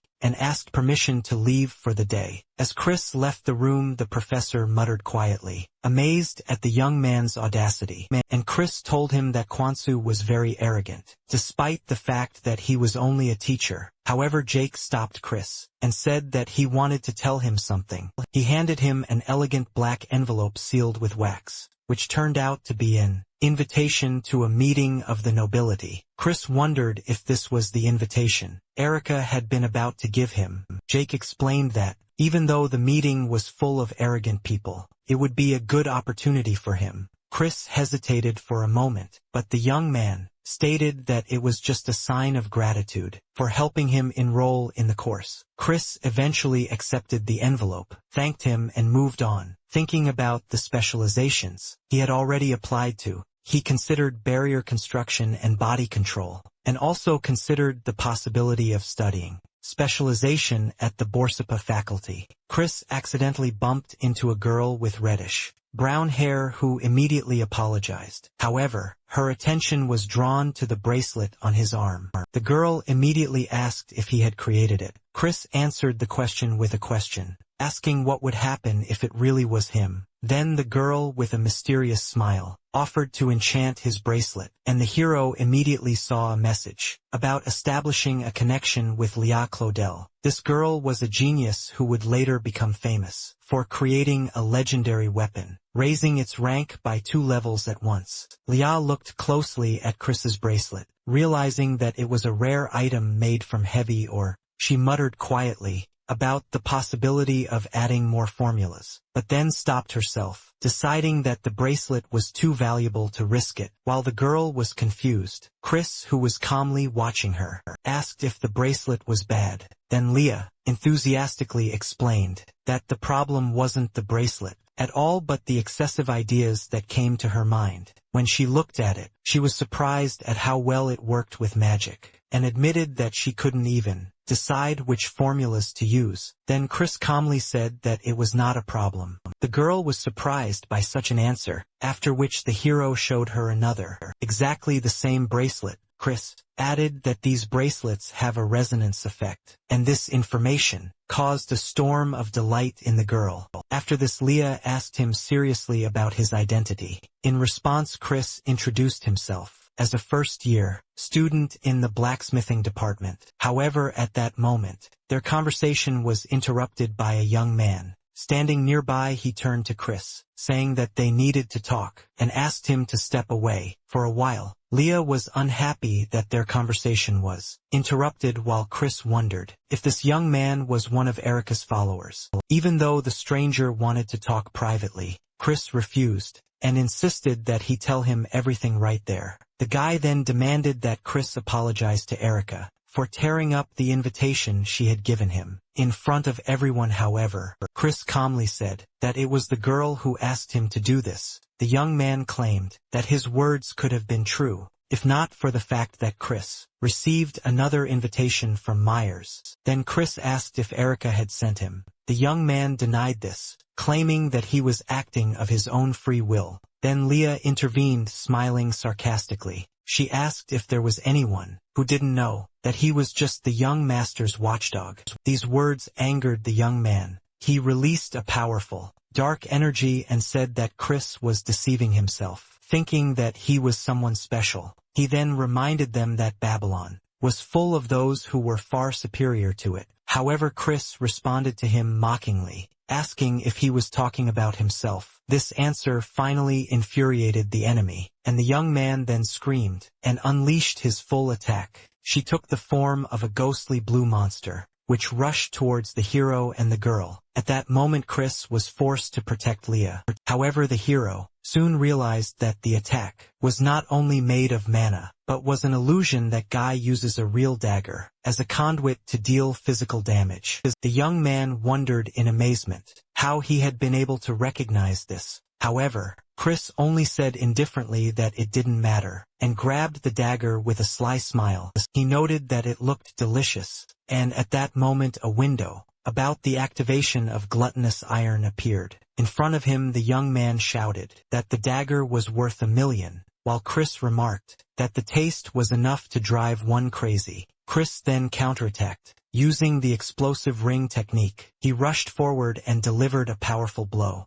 With just one blow, he knocked his opponent to the ground. When the attacker's magic dissipated, Chris turned to Leah. He asked what activities she could recommend to him. The girl thought for a moment, after which she suggested that he enroll in classes at the magic faculty. Meanwhile, the guy was walking down the alley, staggering and not believing that the freshman could compete with him on equal terms at such a level. Suddenly Erica appeared in front of him and asked him to show her the dagger. The young man was amazed by her appearance and wondered from what point she had been watching what was happening. He handed her the dagger. In confusion, looking at him, the girl said that he should not tell her brother about what happened, since she herself would notify the head of the family. Engraved on the dagger, which was expected for a guide weapon. However, she wondered if Chris had developed a counter skill based on Professor Robert's theory and her own magic. Meanwhile, Chris studied the set of daggers. He came to the conclusion that its efficiency in improving techniques was not inferior to S rank, informing him that a connection had been established with Erica Inoue, which surprised him. Chris realized that the girl had been watching him during his fight, but he didn't pay any attention to it, considering the daggers a worthy compensation. He noted that despite their primitiveness, they can be useful when interacting with the thread of the black spirit. Chris, meanwhile, was bored listening to Charles. Although he expected a lot, in the end, he had to listen to theories that he already knew by heart. Then,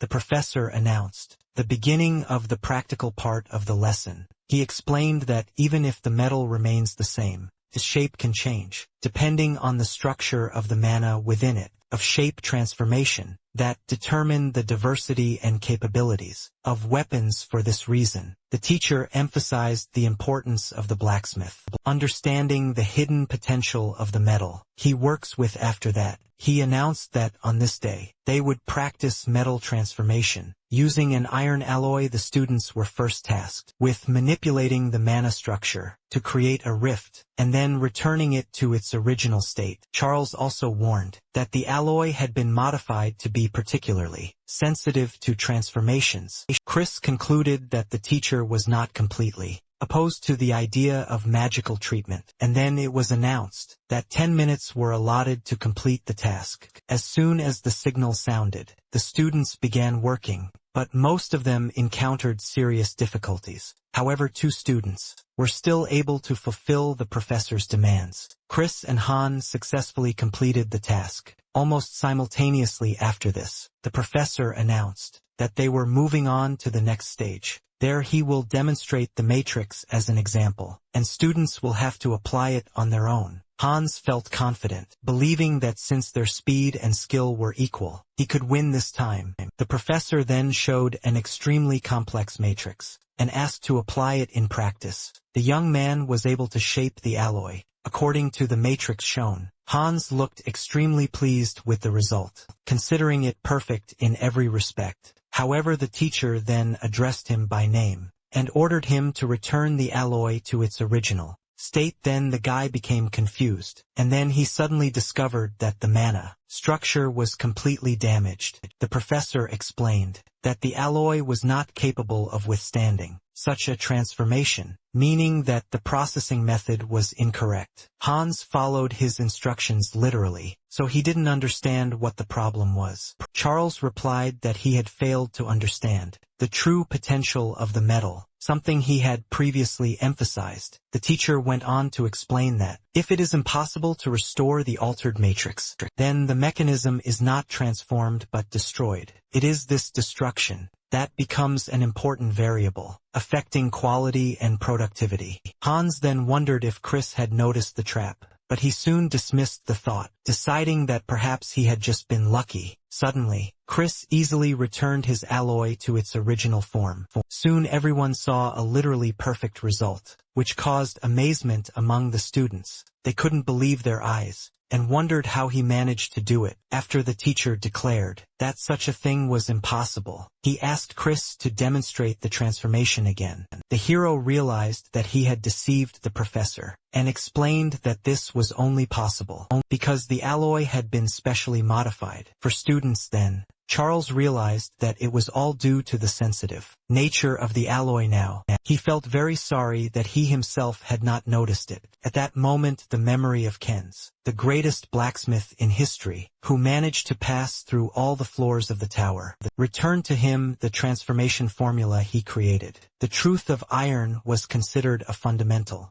an extremely difficult task for all blacksmiths. Charles thought the formula was impossible to break, and asked himself if he really believed the student was capable of such a thing. After the class ended, the teacher called Chris and asked if he had a minute. The boy answered, puzzled as to what was going on. Charles gave him a gift thanking him for his help, and for his decision to join Babylon. When the young man opened the box, inside he found crimson fire jade, a rare ore capable of smelting mixed metals. The professor explained that, if he absorbed the essence of this stone, he would be able to permanently strengthen his crimson flame. Chris then thanked his mentor, confirming that this gift would be very useful for him. Charles then asked him if he wanted to sign up for his elective. The hero asked whether they were talking about studying the origins of weapons, surprising the teacher with his knowledge. Chris confirmed that he knew about it, muttering to himself that the course was one of the most well-funded in Babylon. However, Chris hesitated, remembering that, before the regression, he had not heard Charles' name, which meant that his fate had not turned out well. However, he realized that he was still facing a mentor who was attracting attention,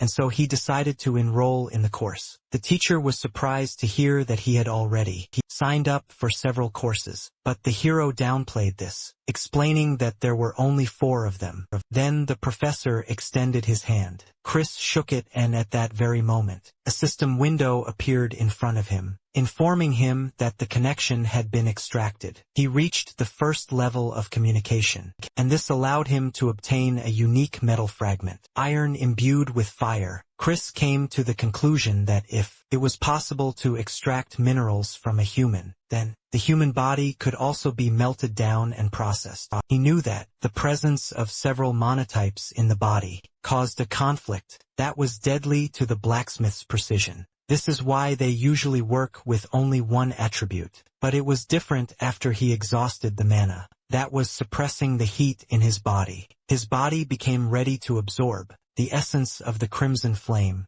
Then the young man realized that, as a blacksmith, he must create a magical circuit within his body, entirely dedicated to this flame. He eventually decided to remelt himself, and soon a notification appeared that his attribute, mana, had been strengthened, and the rank of his crimson flame had increased. In addition, he obtained a new S-rank skill, Divine Body Purification Magic, which refines the inner mana circles. As a result of this skill's effect, all of his stats increased significantly. Chris then remembered his past, when someone had reproached him for giving up, without even trying to use the materials available. The girl sarcastically asked how he even expected to succeed this way, and the hero firmly decided that this time, he would use everything he had. He promised himself not to leave any regrets, no matter who the person he was about to face was, a future ally or an enemy. Another day already in the workshop, Khan announced that they had to complete the pieces they had worked on in previous classes. He also noted that what they create today will determine their level of academic performance in the first semester,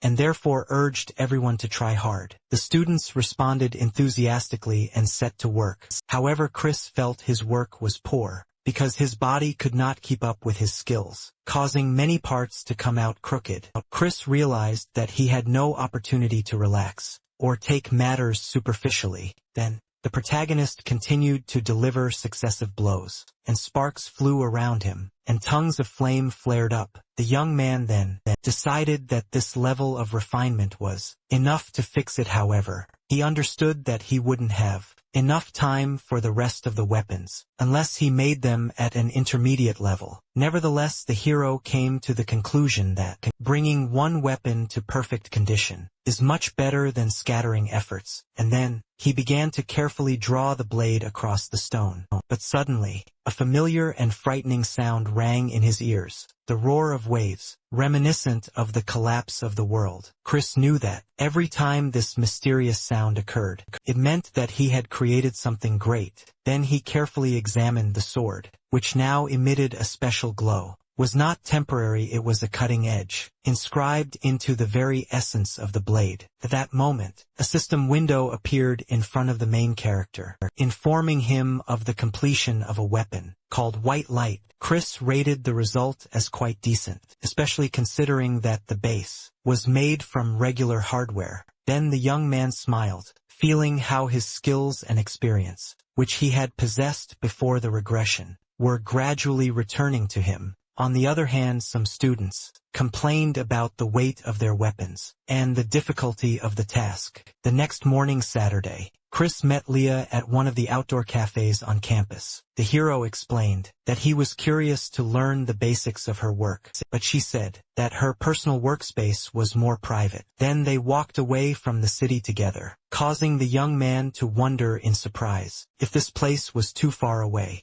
They soon reached a wooden house with a sign indicating that it was Akercuff's workshop. As soon as they entered, Leah called loudly to her grandmother, announcing her return. In response, the elderly woman holding the frying pan turned around sharply and said that she was not deaf. Then the old woman looked closely at Chris and asked her granddaughter if he was really her boyfriend. Leah introduced him as the best student of the Borsapa faculty, and the old woman declared that Babylon had fallen into decay. She then introduced herself as Helena, and Chris responded with a polite greeting and said that he was a first-year student in the forging department. Then Helena ordered her granddaughter not to waste time and start working because due to the new students, they had a lot of work to do this week. Then the elderly woman said she was glad to see them and pointed towards the workshop. Chris noticed the quality of the tools and concluded that this woman's skills were much higher than he expected. He then wondered why she was running a hardware store in such a secluded place.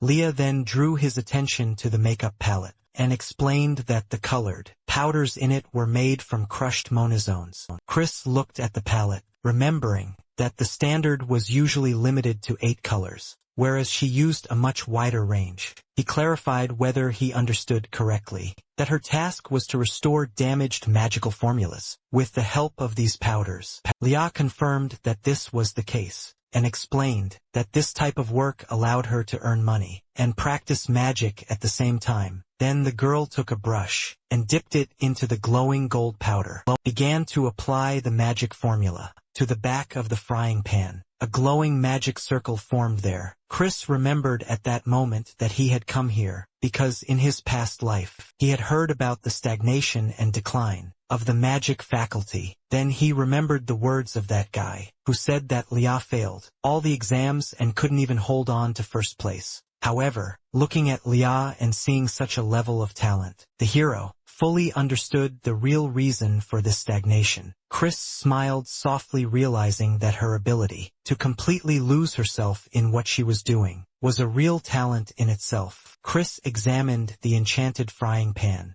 and noticed how the magic harmonized with the mana circles, giving the tool special properties. He realized that his hands were yearning to engrave white light again. After a long break, Helena, seeing his desires, offered him to use something and choose any item from the accumulated pile of tools. At that moment, the hero cast a displeased glance at her, wondering if she was trying to take advantage of him. However, his attention was soon drawn to a specialized and high-quality sharpening stone. Then the hero smiled, deciding that having a tool of such a level was worth trying. Helena watched him with interest, wondering why he had chosen this particular subject. Meanwhile, Chris carefully examined the knife and noticed that it was made by a true master, who was well versed in working with blades. After this, the young man set to work, believing that the knife's creator would be able to use it brilliantly, even if it were sharpened to the limit. Chris then began sharpening the blade with quick, smooth movements, much to Helena's amazement. She wondered in shock if this guy was really just a freshman who had entered the academy this year. At that moment, Leah screamed joyfully and raised the frying pan up, saying that she had finished the job.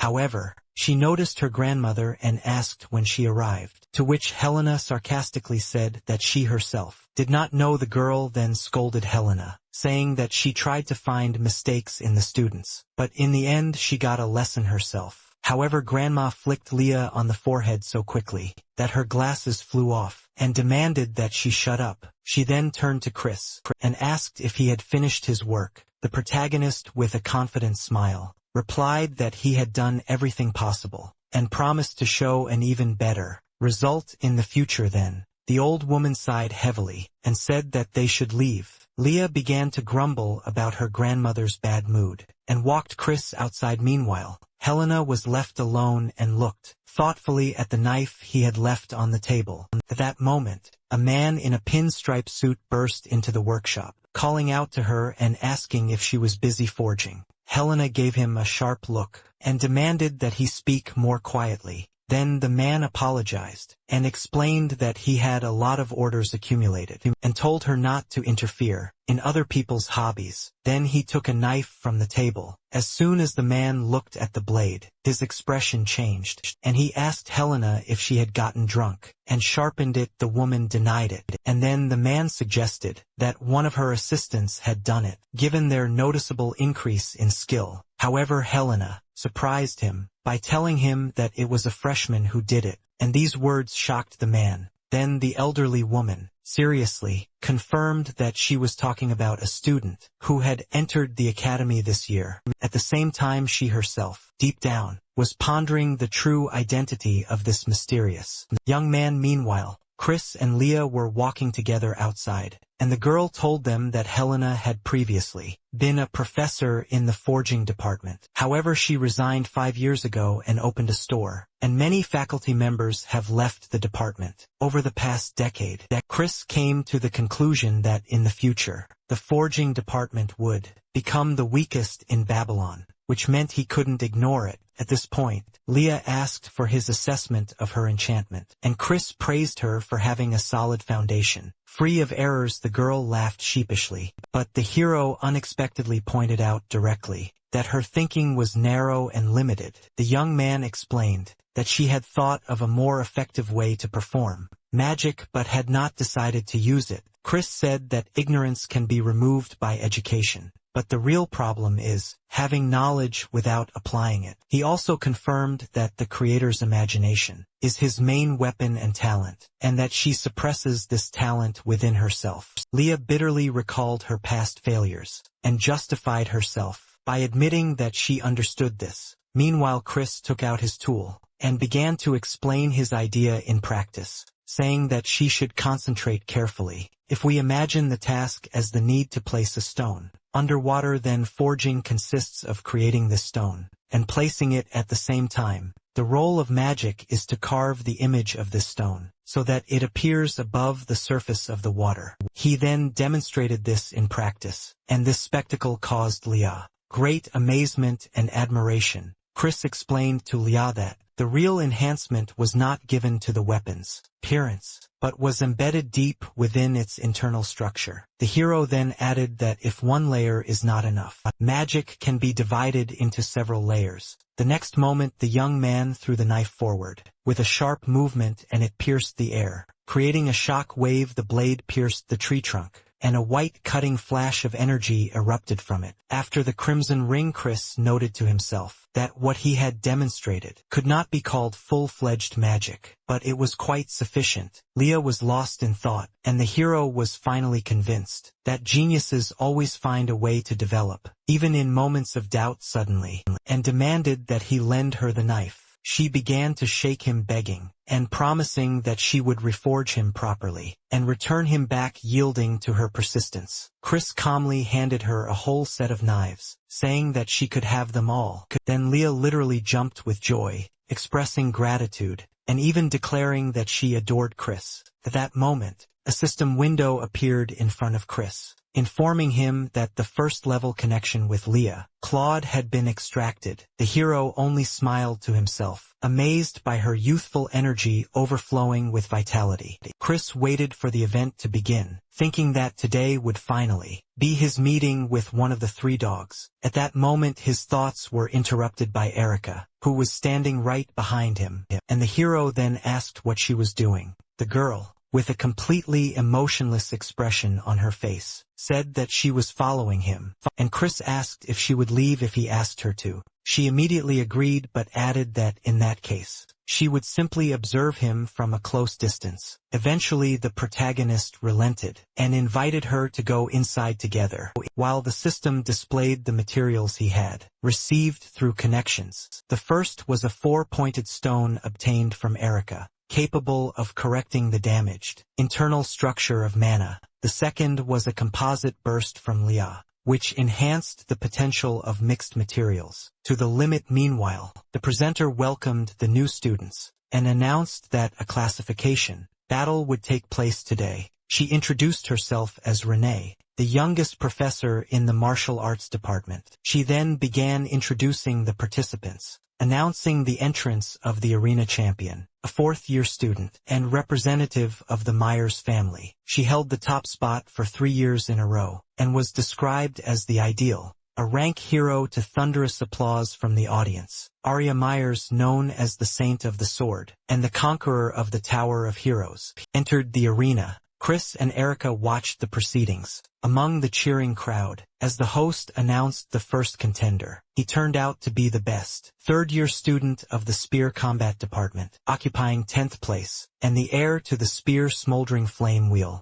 Chris smiled slightly as he saw the young man enter the arena. That man was none other than Mad Dog Sam. The fight broke out instantly, Sam unleashing a series of powerful and consistent attacks on Arya with his flaming spear. However, the champion blocked his blows flawlessly. As a result, the young man was forced to retreat. Sam gritted his teeth against the pressure and frustration. Arya, however, remained calm and confident. She used a circular, protective aura to easily reflect his fiery attacks. Chris watched the fight, noticing that Sam's performance level was not up to par. Even considering his age, he wondered in his heart whether this heir to a great technology had been deprived of proper support and guidance. The hero carefully analyzed the details of the battle and came to the conclusion that Sam's style had many annoying flaws. However, the most obvious and serious problem was the weapon he held in his hands. The duel ended with Arya putting her sword to his neck, deciding that there was no point in fighting any further. Sam admitted his defeat. The girl stood proudly and was declared the winner. The arena erupted in applause, after which host Renee announced that she intended to conduct interviews with the participants. However, Sam had already left the arena early. Due to special circumstances, it would be difficult to fight a 9th-rank fighter. Right away, the presenter then suggested replacing the interview with a question-and-answer session, which drew cheers from the crowd. The protagonist noticed the young man's gloomy mood, so he stood up, deciding to leave. Erica asked if he was going to leave the arena without watching the whole thing, to which he replied that he didn't like such events. Chris walked down the stand silently, calling Arya annoying. Erica didn't understand the reasons for his irritation, although she was relieved that he hadn't come because of her eldest. Meanwhile, she was attracted by the voice of the winner coming from the arena. Arya watched him with curiosity, finding him an interesting freshman. She noted with a mysterious smile that perhaps someone worthy of her attention had appeared. In the garden near the martial arts hall, Sam sat alone sighing heavily. Chris walked up to him with quiet steps, looking at him carefully. The hero remembered that despite his bad character, Sam would become the mainstay of the Death Squad and sacrifice himself to overthrow the god of the Sea of Death. Chris hoped that this time he could get the Destiny Stone peacefully before the young man lost his mind, so he spoke to him first, asking if he had been following the fight. Sam turned his head slightly and recognized him as the best student of the Borsapa faculty, and sharply asked why he was here. Chris was surprised by such a hostile reaction, and tried to defuse the situation by saying that he would like to talk to him. However, the young man rudely refused and demanded that he leave. Then the protagonist insisted, explaining that this conversation would be useful for him as well, and asked to listen at least once. This persistence caused Sam to become angry, and he declared that he hated weaklings who couldn't do anything for themselves. In the end, he told Chris to forget about it and go away. The hero fell silent, comparing what was happening to the future, where Sam would become a mad dog, and noted that now he looked more polite. Then the main character realized that this situation could not be resolved with words. Sam looked at him sharply, realizing that Chris wasn't going to back down. In response, the hero said that he would say only one thing. With a confident tone, the young man declared that the legacy of the smoldering flame will spear would end with him. These words drove Sam to the limit of rage, and he immediately rushed into the attack. The next moment he delivered a direct blow. In response, Chris activated the Fate imprint, causing his fist to glow with powerful energy. The hero delivered a powerful blow that dispersed the flaming spear's attack, and sent Sam flying back. He was shocked that the blacksmith was able to block a blow. Saturated with his mana, he admitted to himself that Chris deserved the title of top student, and perhaps he really was worth talking to. At that moment, Sam noticed that a trace of his mana still remained in the air, and he gathered his strength, preparing to demonstrate the true power of the spear, unleashing a huge fire blast, and saying that this was the end. Suddenly, an explosion occurred at the site of their skirmish, but it was not the main character that was thrown back, but Sam himself. Chris, with a simple and calm movement of his hand, managed to dispel this attack and completely extinguish it. Sam froze in shock. The sparks, that should have been controlled only by his mana, were now between Chris's hands. Sam was deeply shocked. His opponent not only stopped the attack, but was also able to capture the essence of his energy and control it after that. He tried to attack the hero again, but missed. A confident smile appeared on Chris's face. At that moment, he realized that his opponent was close to completely losing control of himself. Then he remembered the future, where Sam's unstable nature led to the terrible massacre of the Fire Flower sect. Realizing that he was facing a man with a dangerous nature, Chris ignored his anger. Meanwhile, Sam himself rushed to block the next attack. However, the hero felt that the skill's effect was coming to an end, and his body had reached its limit. It is no longer possible to establish a peaceful connection with this young man, and to achieve the goal, it will be necessary to suppress him by force. But before he could deliver the decisive blow, someone stopped them. It turned out that Jake Myers suddenly intervened and stopped Sam's fist at the last moment, which greatly surprised Chris. Sam asked him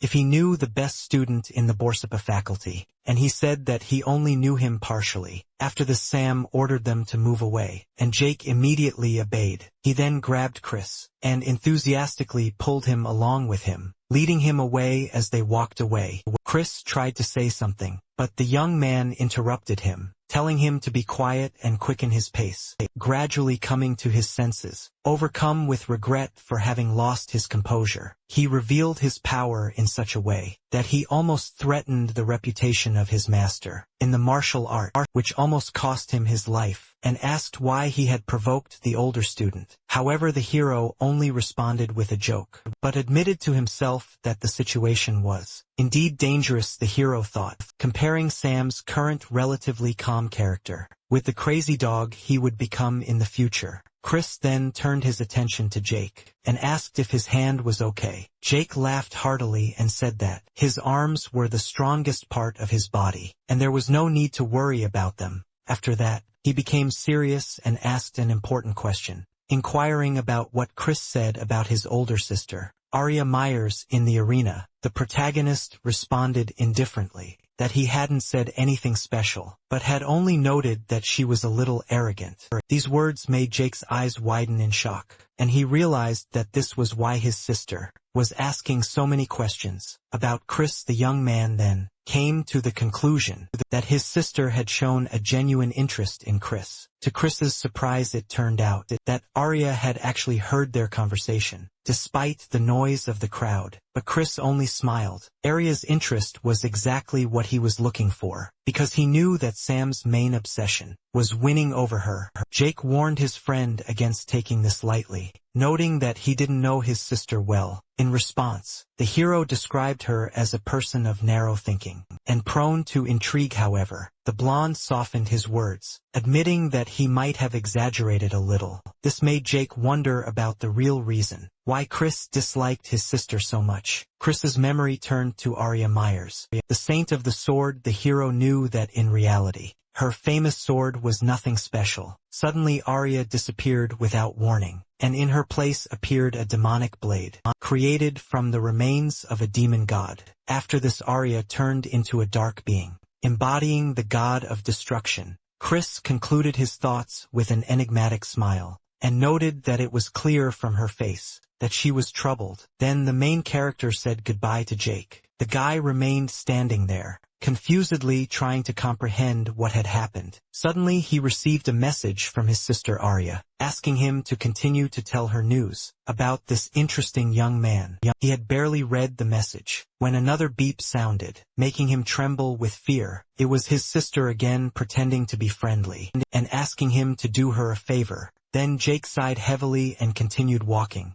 resigned to his fate. The next morning, Chris sat in the lecture hall and wondered if he had overdone it in his fight with Sam the previous day. And a miniature man walked inside. Teacher Rizdova announced that he would be teaching them classes for the next 2 weeks, and that the topic of the lesson would be a tribute forging. The students began to whisper, as this professor was known for his eccentricity and unpredictable behavior. Reese explained that he would show them the budget allocation for the first semester, and then began calling the students one by one. He finally named Chris, while the others expected his budget to be at least 3 times their own. Suddenly announced that his budget had not yet been determined, which left Chris puzzled. Reese explained that the level of craftsmanship in his work was extremely high, which is why it was chosen to be displayed at auction. Then the protagonist thought that this could be part of Weisstein Michael's plan against him.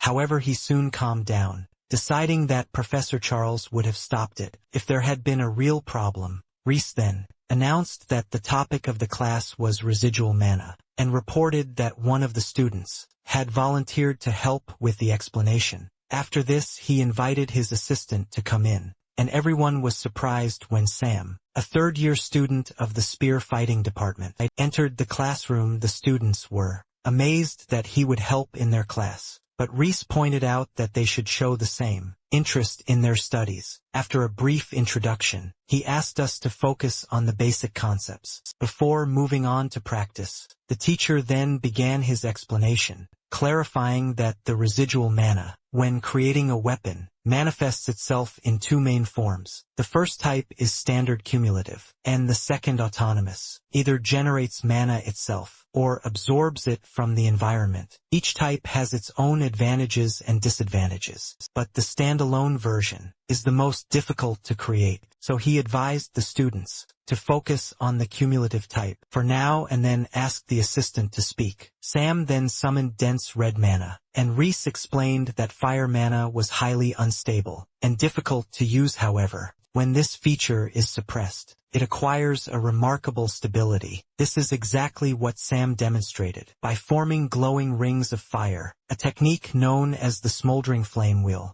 control over the fire mana, and even Hans admitted that he could barely control it. Using an entire furnace then, Reese urged them to take advantage of the presence of a strong assistant and gave them a new assignment that had to be submitted by the following Thursday. He said that the theme of the task would be the accumulation of residual fire element mana, but the students could create any items. He then ordered everyone to go to the processing room and change for work. Hans saw this as an opportunity to bond with the senior, and enthusiastically approached him. Greeting him, however, Sam interrupted him with an icy glare, and told him to stay away. Then the boy and his friends retreated, feeling humiliated. Meanwhile, Sam watched Chris as he headed towards the exit. He called out his name, clearly intending to speak privately. He stopped him and asked him sharply what he knew about him. Chris began his explanation by pointing out that the level of mastery of the residual fire spear technique was determined by the number of fire wheels. The hero added that Sam controlled 3 wheels with ease, but if he had put in all his effort, he could have held 6 at the same time.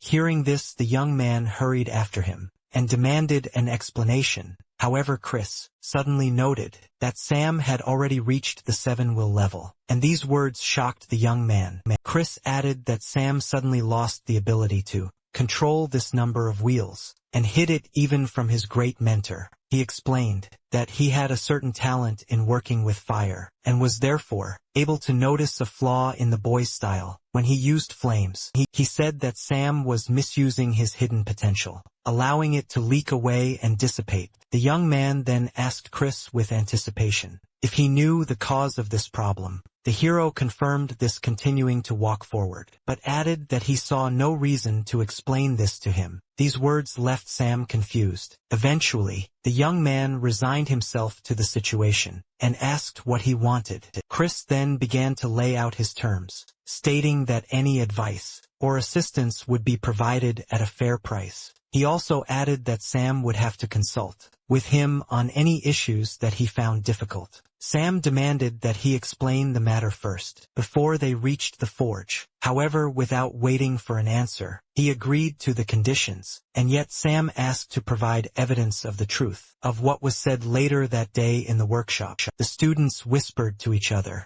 as they watched Chris. They were surprised by his method of work, which seemed chaotic. He threw materials straight into the furnace, without thinking, without paying attention to proportions. The main character mixed fire, or in dark, or in a ratio of 7:3. The others were puzzled as to how the best student could act so unprofessionally, as such an approach would dissipate the mana. However, Chris, with full concentration, began to heat the mixture until elemental mana began to emerge from it. He then used an advanced technique, simultaneously manipulating flames and mana, causing the material to absorb elemental energy. This technique was known as thermal substitution. Reese watched the scene with admiration, realizing that this was the reason Chris's work had been accepted into the auction. The hero himself smiled confidently, realizing that to others, this looked like a normal method, but Sam probably saw a different picture. The proof he demanded was unfolding before him, and so he could only watch intently. Chris actually swapped the properties of the 2 energies. He kept the fiery mana inside, and brought the dark mana directed inward out. As a result, the opposing energies balanced each other, forming a perfect closed circle of harmony. At this point, Sam realized the truth. He was advised to get rid of his second attribute, due to its incompatibility with the spear. But in fact, this dark mana was the key to success. The young man felt regret for his ignorance, and admitted that it was from that moment that his level began to decline. Chris interrupted his thoughts, and presented the result of his work. He was able to create a wheel of black flame, but his strength was not enough for 6 wheels. Sam explained that the Fire Flower Gate regularly sends mentors to check on the progress of their heirs who have entered the world. There is a strict rule that, if an heir's level drops below the 6th wheel, he is immediately stripped of his status. Then Chris suggested that he try the old method, at least once. However, The young man categorically refused, admitting that he was no longer able to control his dark mana. Chris asked when the inspecting mentor would arrive, and Sam, with a heavy sigh, replied that it would happen the next day. If he lost his status as heir, he would be immediately expelled from the academy. This prompted him to look for a solution that could be implemented in just one day. The hero then turned to him and asked him directly if he was ready to do anything to maintain his position. Sam answered confidently that he was ready. After this, Chris smiled with relief, and a system window appeared in front of him, informing him that the unique stone had been extracted from Sam. With a confident smile, the protagonist handed the stone to Sam and announced that the first step of their plan would be to modify his weapon. Later, the young man revealed that this was the personal training room of the Akaku faculty, and that only the top 100 students could use it. However, Chris abruptly interrupted him, telling him to stop bragging. Then the hero announced that he was going to change the situation a little using the control panel. I quickly transformed the room, which took on the appearance of a traditional hall of fire gates. Afterwards, he mockingly asked if it made him feel nostalgic. Sam replied that the master had given him this design. Chris then suggested starting by creating training tools while holding a glowing ball of red energy in the hand. Soon, thanks to his ability to extract affinity,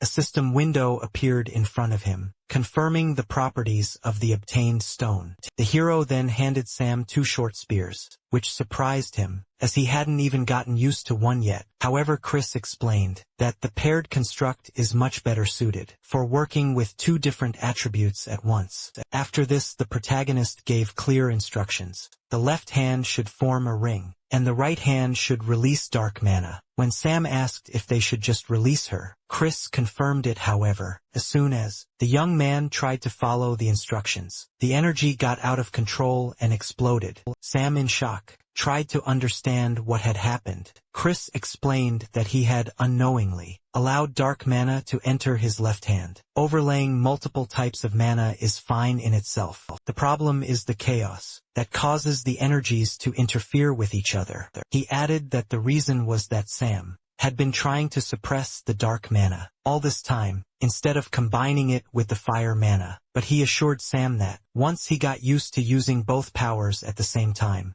achieving the 6 rings would be an easy task for him. After this, the hero gave him special equipment to continue training, and Sam was impressed with the equipment he received after 3 hours of intense training. He was already fighting using 2 spears, while in a whirlwind of fire and dark energy. Chris watched him with approval, noting the speed of his adaptation. The hero considered this to be entirely logical, since this style of training was developed by him. In the future, he then decided to test the limits of the young man's talent in the past and began to carefully analyze every detail of his movements, the work of his muscles, the shift in his center of gravity, as well as the waves of mana in his body and escaping through his palms. When Sam asked why he was staring so intently, Chris calmly replied that he was collecting data. The protagonist then explained that he needed this data to create the weapon he would use. However, he warned the young man not to get his expectations too high, as it was only a side project for an academic assignment. In response, Sam noted with irony that he didn't expect much from equipment created by a first-year student. After that, Chris changed the subject and asked why he was so obsessed with maintaining his status as heir. After a short pause, the young man revealed the real reason. His mentor wanted him to become the next head of the sect. Sam explained that as a student, he was only carrying out his will.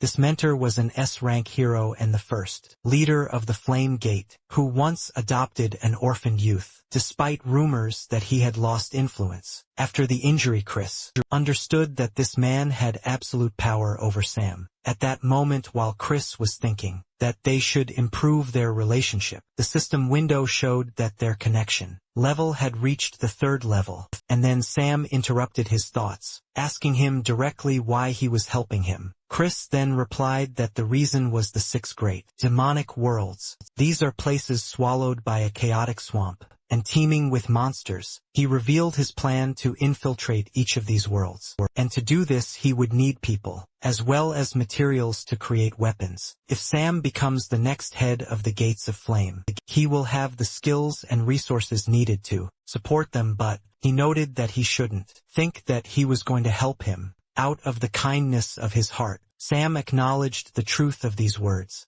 because any help comes at a price, and then he made a counter-offer. He asked Chris to help him become the head of the gate, promising to follow him in return. And then Chris remembered a scene from his past life. In his past life, Sam only asked him to create a weapon, while he himself took on the destruction of the demon god. Remembering this, the hero smiled. He then took out the red-black infinity stone, and asked him if he was sure of his decision, and if he would regret it. Chris, with an almost demonic smile, declared that he would make him the head of the sect, even if he himself did not want it. The next day in the dueling hall, a man in traditional uniform met Sam, addressing him as young master. It was Xander, the mentor of the 7 rings of the Flame Gate. Sam inquired about the identity of the people accompanying him, and Xander explained that they were disciples, personally chosen by the head of the sect. Then, with a sly smile, he added that Sam was the most talented, after the future head of the sect. However, he abruptly interrupted him, reminding him that the next chapter had not yet been determined, and demanded that he watch his words.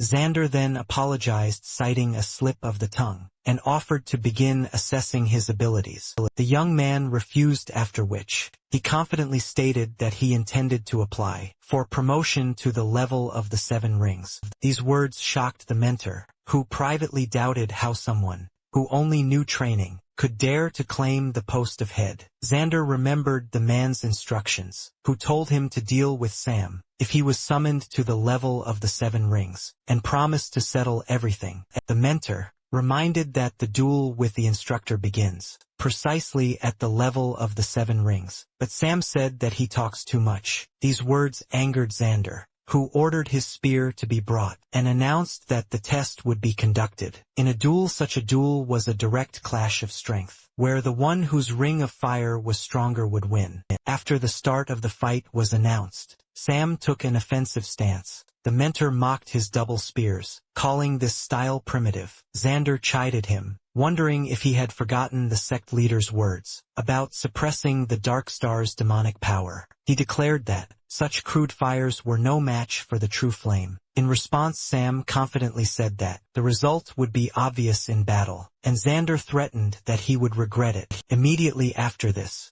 the battle began rapidly. The opponents exchanged powerful and consistent blows. Sam demonstrated the full power of his flame to the arrogant man. The mentor was shocked by the power of Sam's attacks. He felt that his fire dragon was not just being suppressed, but literally being torn apart. And then, Xander suddenly heard his weapon start to crackle. Strangely, as a result, the young man managed to destroy his opponent's spear. Xander fell to his knees, defeated and shocked. Sam stood confidently with the new weapon in his hands, asking if he still considered his style rough. Sam explained that after the promotion ceremony, he would be officially recognized as a gate instructor. Sam explained that there were 2 main conditions to become the head of a cult. The first is reaching the level of 8 rings, and the second is receiving the approval and support of the majority of the sect's mentors. Sam confidently stated that he could reach the level of the 8 rings and win the approval of the mentors through duels,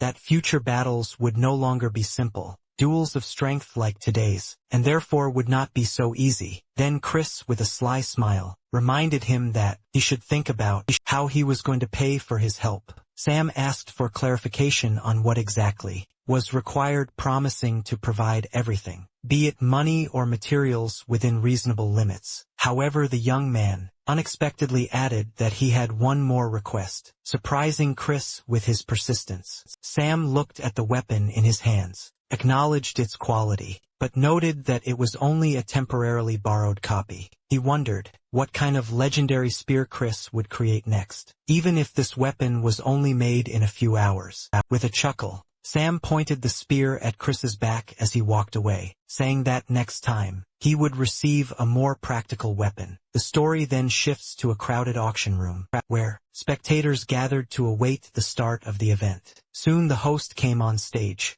and announced the start of a regular auction, dedicated to the works of second-year students of the forging department. Chris was in the audience, dressed according to Charles's advice on the importance of appearance, and Eric sat next to him in traditional dress. The hero realized that being the center of attention made it more difficult for his opponents to openly plot against him. Chris glanced at Vice Dean Michael and wondered what plan he was developing to take control of the forging department. The presenter demonstrated a material that was both soft as silk and strong as metal, resistant to cutting impacts. The assistant struck the cloth with a powerful blow with his sword, but it remained undamaged. The blade was unable to cut through it, and even received damage. Moreover, the sword itself was destroyed by the force of the blow. The presenter explained that this method identifies swords whose creators sacrifice strength for increased cutting ability. After this, the first sword,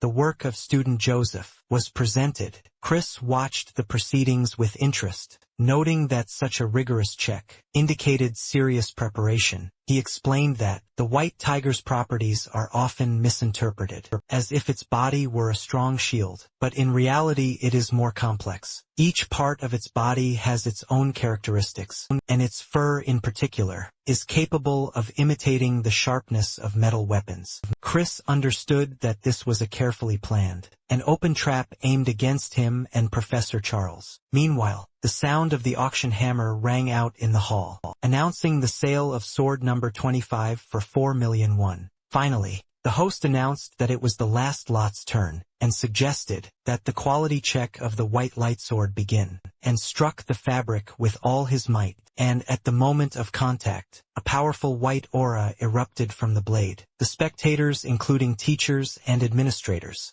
watched the event in complete amazement. What happened left everyone perplexed and shocked by what they saw, and unable to understand how this weapon could have withstood the test. The sword remained completely intact, shining with a pure white light, and completely ignoring the destructive properties of the fabric. When the hero realized that they had failed to set him up, he immediately rose from his seat. Addressing the presenter in the audience, he asked for the opportunity to briefly explain what had happened. Normally, a sword focused on sharpness would easily break on a Sejimpo, but the white light sword gathers the mana scattered in the air and condenses it onto the blade like a fine edge. It was absolutely normal that the audience did not feel it. They would have felt almost no mana. But since it is too sharp for a light source, it is considered an aura of sharpness. And then Erica realized that that phenomenon was also because of this aura. Chris confirmed her words, saying